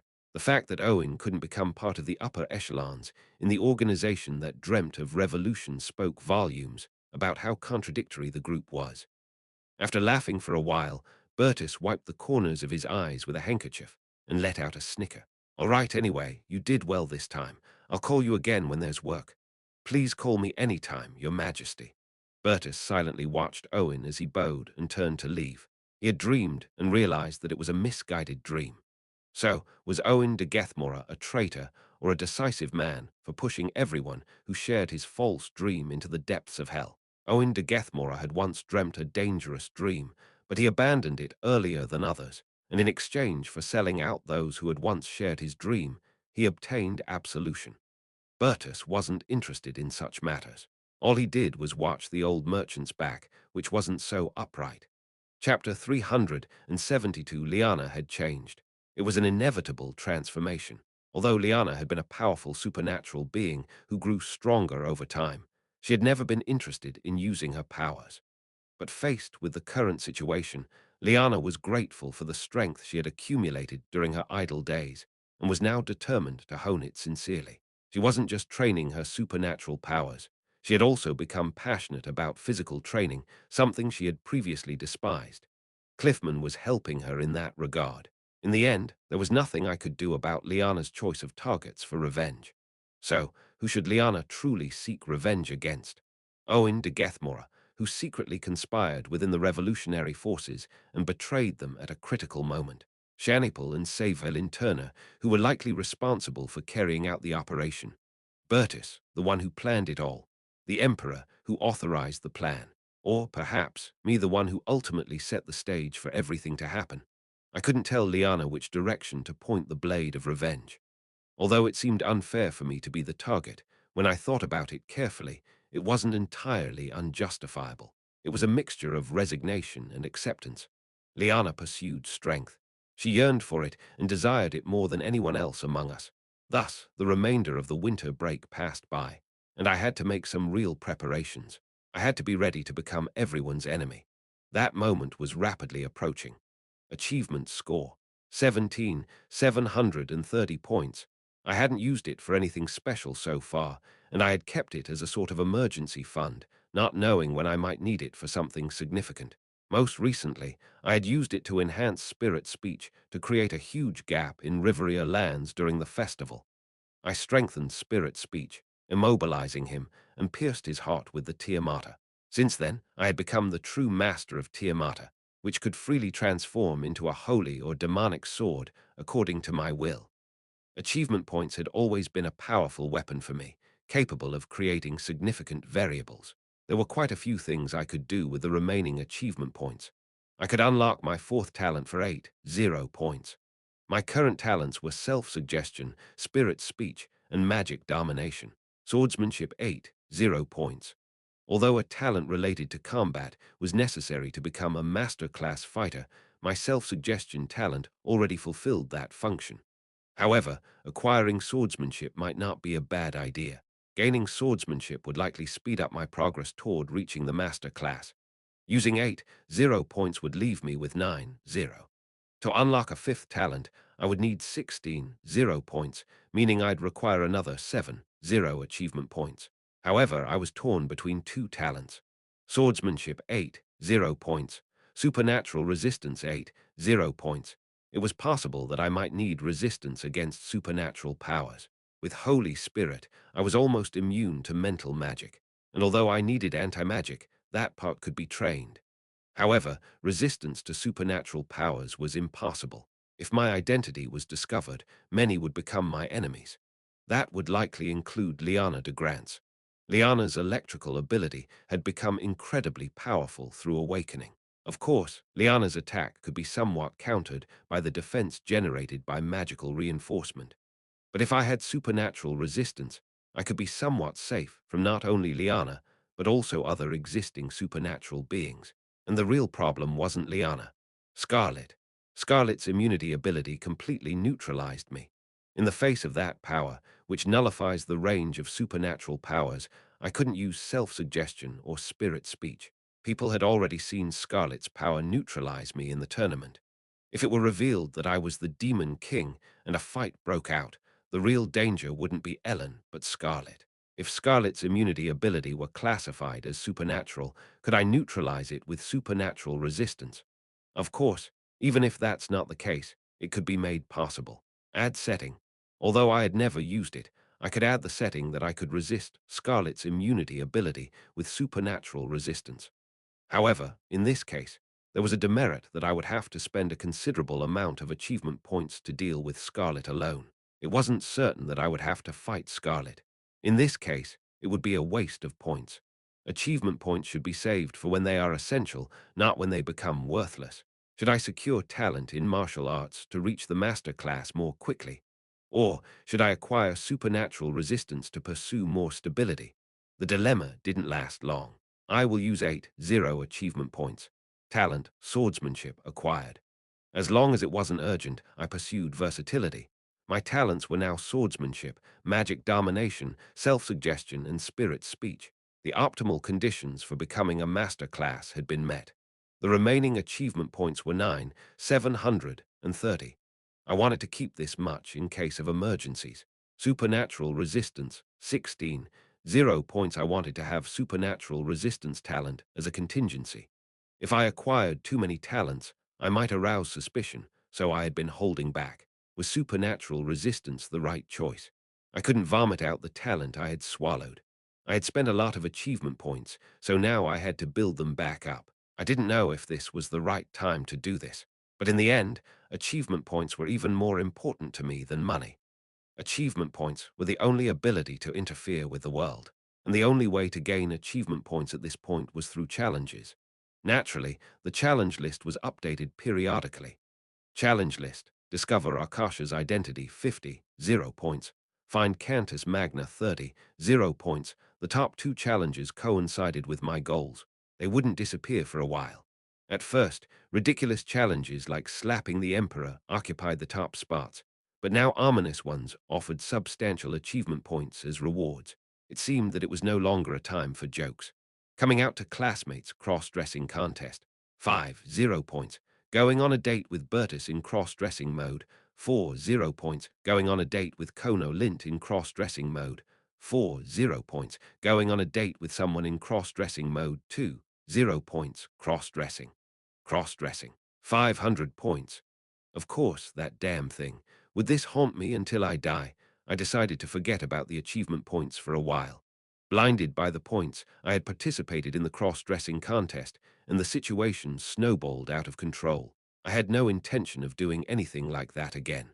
Embarrassment aside, I didn't know what other problems might arise, but they had already happened. Acquiring the talent for swordsmanship didn't miraculously improve my skills. Most of my accomplishments so far were due to my current abilities, an absolute difference in skill. My pure swordsmanship was inferior to Cliffman, Scarlet, and Ludwig. Ellen didn't even need to be mentioned, as I was still outmatched. What allowed me to have the upper hand against them was my self-suggestion and the ability to use magical reinforcement. So, my style was to push my opponents away with overwhelming physical strength. But now that I had acquired the talent for swordsmanship, I was granted a future where my pure skill would also surpass theirs. In the end, rather than a dramatic change, I put more effort into training as I gradually improved. One day, Ellen, Cliffman, and I were huddled together in the practice arena. You think you're too weak? Yeah. Cliffman had come to Ellen and me for advice with a serious expression. I said I'd help, but, as you can see, it's hard to say this, but Liana's supernatural powers were already strong, and now, they're even stronger. Exactly. Liana's supernatural powers had become extremely powerful after an unwanted awakening, and they were getting even stronger. While the trigger for her power surge was her father's death, anger, and regret, Liana had indeed become stronger, and Cliffman wanted to help Liana with her revenge. However, he thought, I feel like I won't be of any help if there's actually a fight like that. Cliffman considered himself useless. Why couldn't he escape this kind of pathetic mindset? By normal standards, Cliffman belonged to the monster category. However, he was seeking advice from Ellen and me. Ellen didn't need any explanation, and I had already left the realm of normalcy and become a monster of the royal class. In other words, if there were martial arts masters among the royal class monsters, Ellen and I would be among them, although it was more about our growth rate than our actual abilities.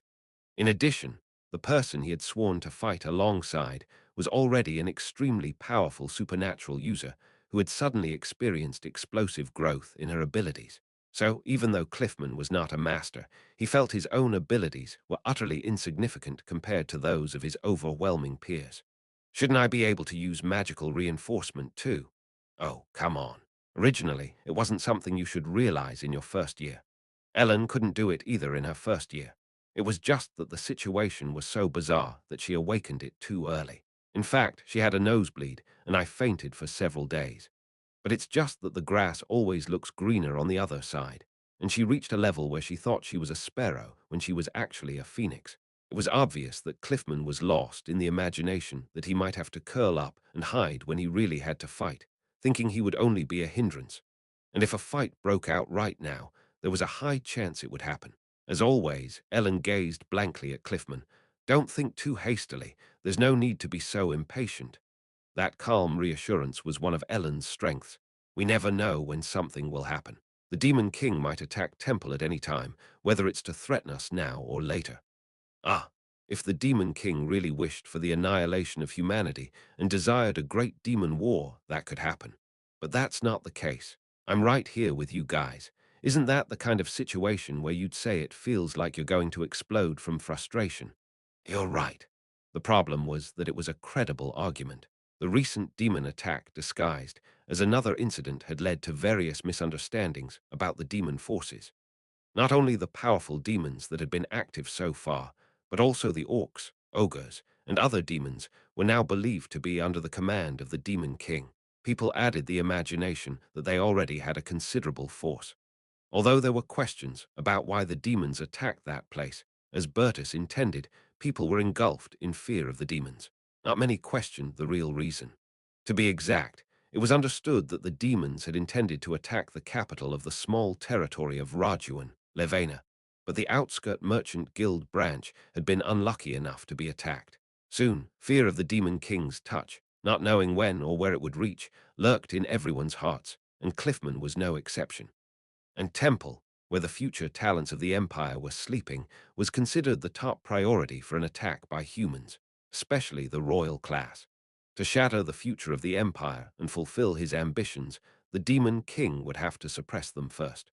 Cliffman's anxiety about being too weak when the situation could become dangerous at any time had to be persuasive, regardless of my actual intentions.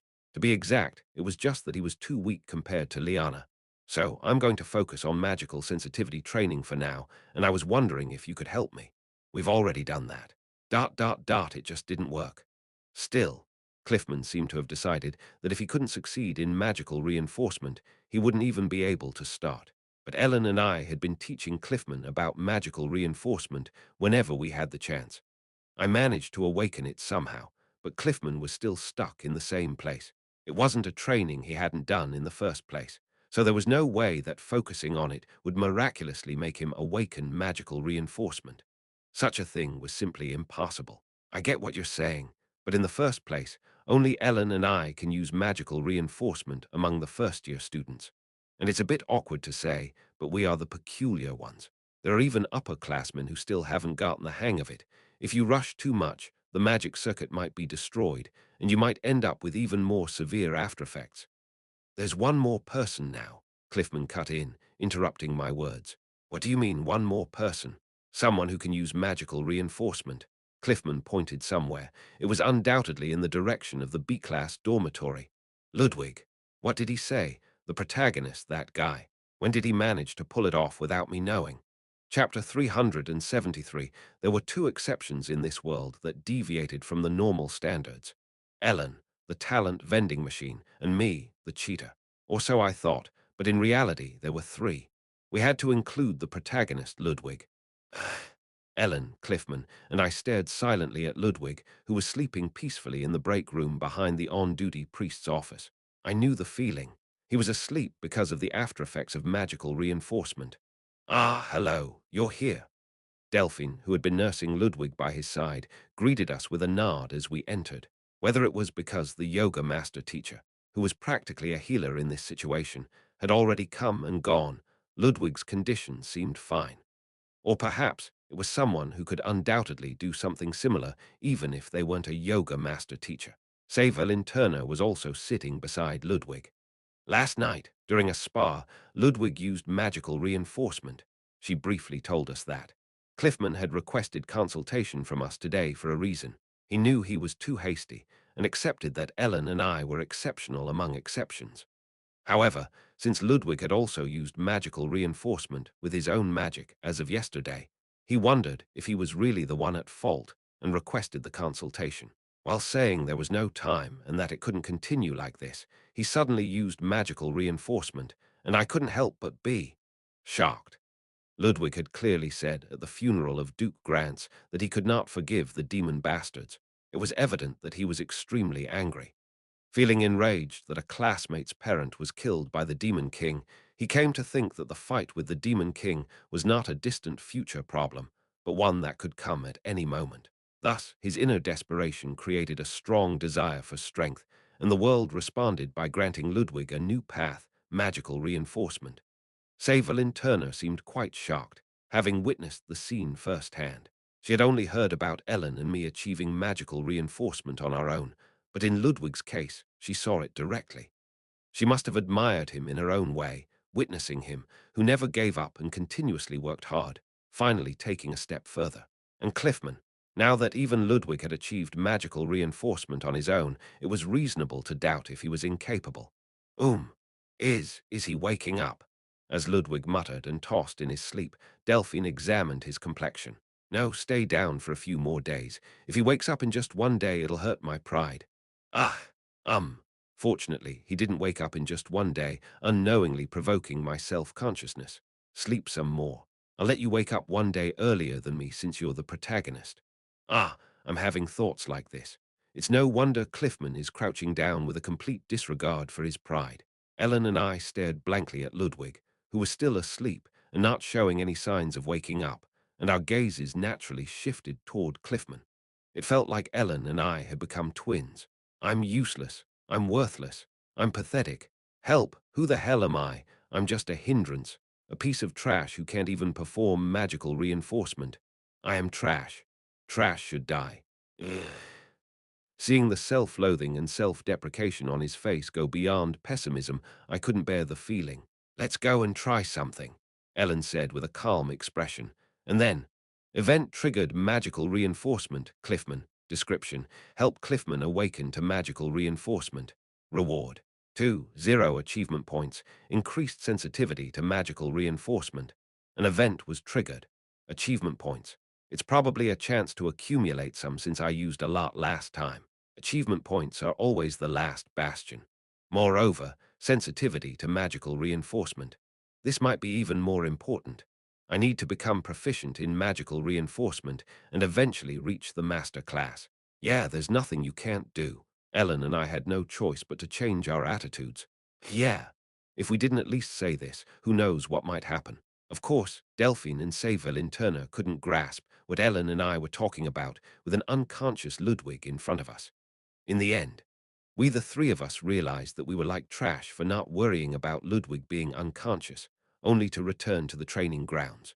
Cliffman urgently needed magical reinforcement. But trying to figure out magical reinforcement without any sense was like a blind man touching an elephant. It would likely only result in failure. So we spent hours next to Cliffman, who was unable to perform magical reinforcement, suggesting this and that. In the end, Ellen and I made a strange scene of fussing over Cliffman, who couldn't grasp any sense of it at all. No, you need to do it with the sense of feeling the essence within your body. Essence. Can you even explain what essence is? Magic or essence, it's all the same. All the same. That's how you do it. But for people like him or me, you need to clearly and systematically explain it right. If you explain something vague with even vaguer words, how can he grasp it? Can you explain it systematically? No, not at all. Then why are you acting so confident? That's for you, the genius, to explain correctly. It's not my job. Doing it yourself and teaching it are different. No, you're good at teaching too. You're good at everything, so of course, you'll be good at teaching. The problem is that you don't try. Try to teach well. I have things I can't do too. No, if you try, you'll be good at everything. Use your head to teach well. Why don't you use that good brain? Are you a blockhead? I'm not a blockhead. Huh, she took the bait. Oh, then who's the blockhead if it's not you? Ellen's face turned pale at my words. No, that's not what I meant. No, you just said that the blockhead isn't you. No, I didn't think that way. I just said I wasn't a blockhead. Really? Then who's the blockhead? Tell me right now. I won't. I don't even think that way. Who did you think was the blockhead when you said it wasn't you? Tell me your true feelings. Speak from the heart. Bam. Ellen seemed genuinely pissed off, so I held my breath. I had to surrender this one. I'm the blockhead here. I know. If I had pushed any further, I would have gotten smacked. Anyway, even things unrelated to magical reinforcement started to come out. Guys, I feel like blood will come out of my ears, not my mouth. When there was a problem with magical reinforcement, bleeding ensued. Cliffman, who thought blood would come out of his ears, made us all shut up and stare at him. Of course, nothing really happened. Ellen was right when she said teaching and doing were different. Neither Ellen nor I had any talent in teaching, and magical reinforcement was especially difficult to teach, so there was no progress. In the first place, if magical reinforcement could be done just by loudly talking about it, that would be strange. So, without any progress in magical reinforcement, we returned to training. I don't know if the old saying is true, but doing something made us at least feel like we were making an effort. Thwack. Ouch! Cliffman, who was hit by my practice sword, flew back a good distance. Ha! Ha! He got up, battered and staggering.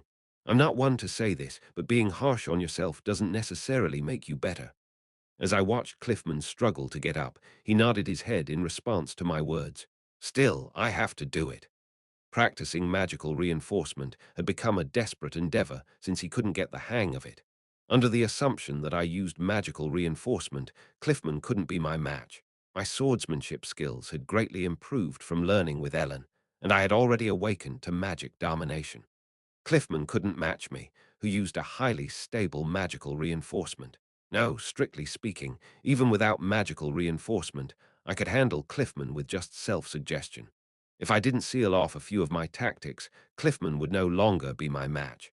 In a pure sword fight, he would win, but there's no such thing as purity in a fight. If I had faced Rivria lands alone, I would have died 100 times in 100 fights. However, Rivria lands died at my hands. That's what a fight is. You can attack or be attacked. Death was the ultimate end for the loser, and the survivor was the winner.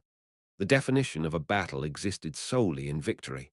I hadn't mentioned such a story. Rather, it was Cliffman who wanted this. He demanded that I give it my all. Without that, he said it was meaningless. Cliffman had decided to help Lyanna in her quest for revenge, to kill the Demon King. However, he knew that his own abilities were insufficient, so he sought to at least acquire the minimum requirement of magical reinforcement. Lyanna had been a very powerful individual with supernatural powers even before her sudden surge in ability. Her power had naturally increased to the point where it was incomparable to her time on the deserted island. Even if he could master magical reinforcement, he would need more training before he could be of any help to Lyanna. Of course, it was uncertain what would become of Cliffman and Lyanna once the battle began, and they dipped their toes into the fray. Nonetheless, like how Lyanna exercised to improve her weakened physical strength, Cliffman, who taught Lyanna how to exercise, also longed for the next step.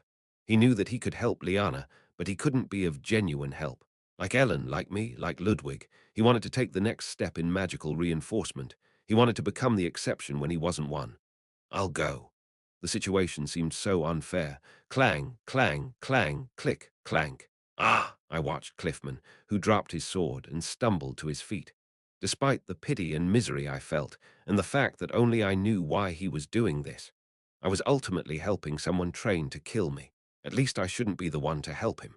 Ellen had the mindset that she would have to face the Demon King. However, Cliffman and Lyanna had a clear goal of killing the Demon King. I didn't know how deep Lyanna's desire for revenge was, but I couldn't underestimate Cliffman's determination to help her. Just like Ellen said she could die for me, Cliffman could easily think the same way. Unable to reach magical reinforcement, he clashed body against body. Cliffman kept falling and rising again, as if he were holding on to something, as if something would happen, because I had managed to do it, because someone like Ludwig had achieved it. He believed he could do it too, as if something would be accomplished as long as he didn't fall. I quietly watched Cliffman, who struggled to get up with his trembling legs. That won't work. And Ellen, who had been watching from the side, restrained Cliffman. When even Ellen tried to stop him, Cliffman put his practice sword on the rack. I'll go to the priest's office for a bit. If exhaustion was the problem, then all he had to do was become rested. According to Adriana, this kind of training wasn't very good. Strictly speaking, it was like taking drugs and running. But everyone believed that the threat of the Demon King could invade their daily lives at any moment, so they didn't have time to slowly grow stronger. After receiving healing from the priest, Cliffman returned, looking perfectly fine. Magical reinforcement was beyond understanding. All he could do was clash swords. Instead of believing that he could reach something at the end of it, he wore a desperate expression because there was nothing else he could do. He wasn't weak, nor did he have a dull talent. It was just that the opponents he compared himself to were so overwhelming that he saw himself as even more pathetic. You shouldn't do that. It's fine. Cliffman stared at me with a calm expression. Ellen quietly watched my duel with Cliffman. Clang, crash, thud. Ah! Ellen watched as Cliffman rolled on the ground. It had been hours, and she couldn't count how many times it had happened. He couldn't keep up. Reinhardt had the ability to enhance his combat skills in 2 stages, once through self-suggestion and once through magical reinforcement. Ellen didn't know this, but if he had Tiamata, he could enhance up to 3 stages. Moreover, Ellen felt that Reinhardt's magical reinforcement was much more stable than before. Even after continuous use of magical reinforcement, he maintained a level of power not much different from when they had started sparring. It felt as if his proficiency in magical reinforcement had suddenly skyrocketed. Despite Cliffman receiving healing from the priest several times, Reinhardt didn't need their help. It wasn't strange for Ellen, as Reinhardt had always shown an inexplicable increase in power. However, Cliffman was not Reinhardt. Reinhardt's bizarre supernatural power, self-suggestion, could be seen as the source of his strange strength. Cliffman didn't have that. So even if he wanted to be as strong as Reinhardt, it was impossible. If sheer effort made everyone stronger, the world would be overflowing with swordmasters, archmages, and people with supernatural powers.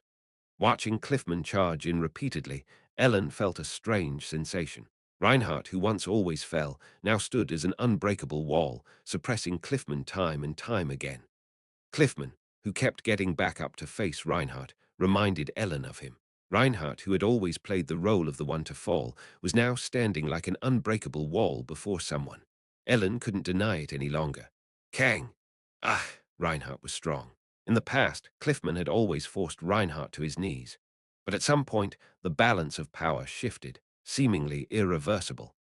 The core of Cliffman's feelings of inferiority wasn't Ludwig, who had suddenly awakened magical reinforcement, but Reinhardt. Ludwig had been in the B-class, watching Reinhardt's growth from afar. However, Cliffman had been watching up close. Crossing swords directly, he used to win overwhelmingly, but at some point, he couldn't win anymore. From needing Reinhardt to hold back 1 step, then 2, and soon maybe even 3 steps. Cliffman hadn't been lazy. He had always worked hard. Both had worked hard, but Reinhardt's growth was much faster. Of course, Cliffman had grown stronger too, but Reinhardt's speed was just too fast. Cliffman had to watch the runner who started far behind him disappear into the distance.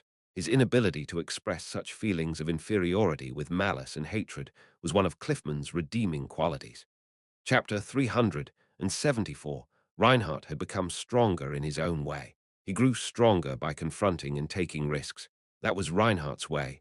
That method wouldn't work for Cliffman, but was it really ineffective? Ellen pondered. Cliffman's talent. She thought about his talent in combat. A very broad meaning of talent in combat, the talent to win in battle.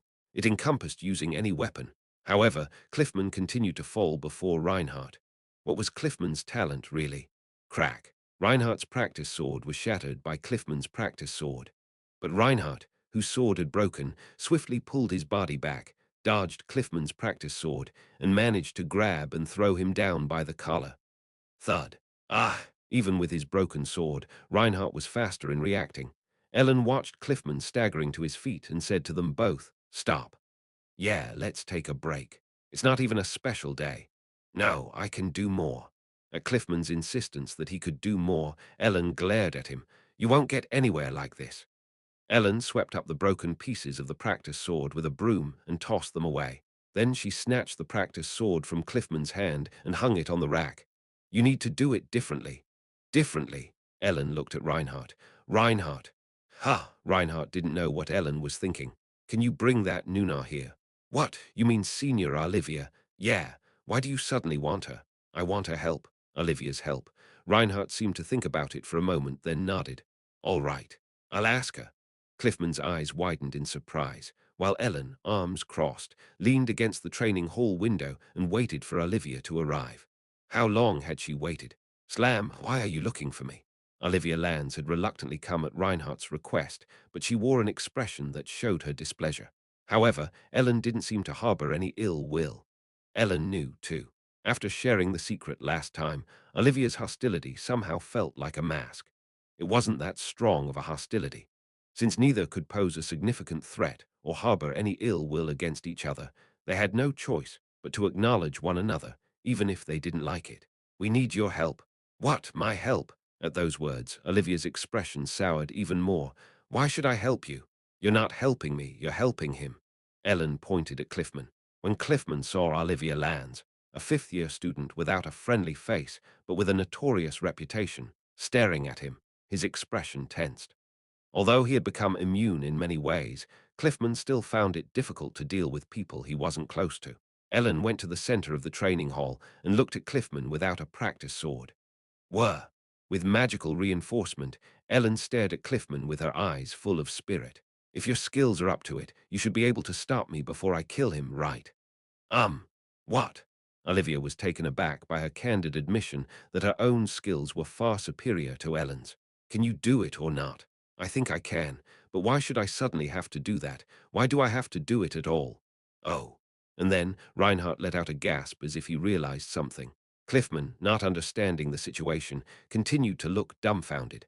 Ellen Artorius stared at Cliffman through the blue flames of magical reinforcement.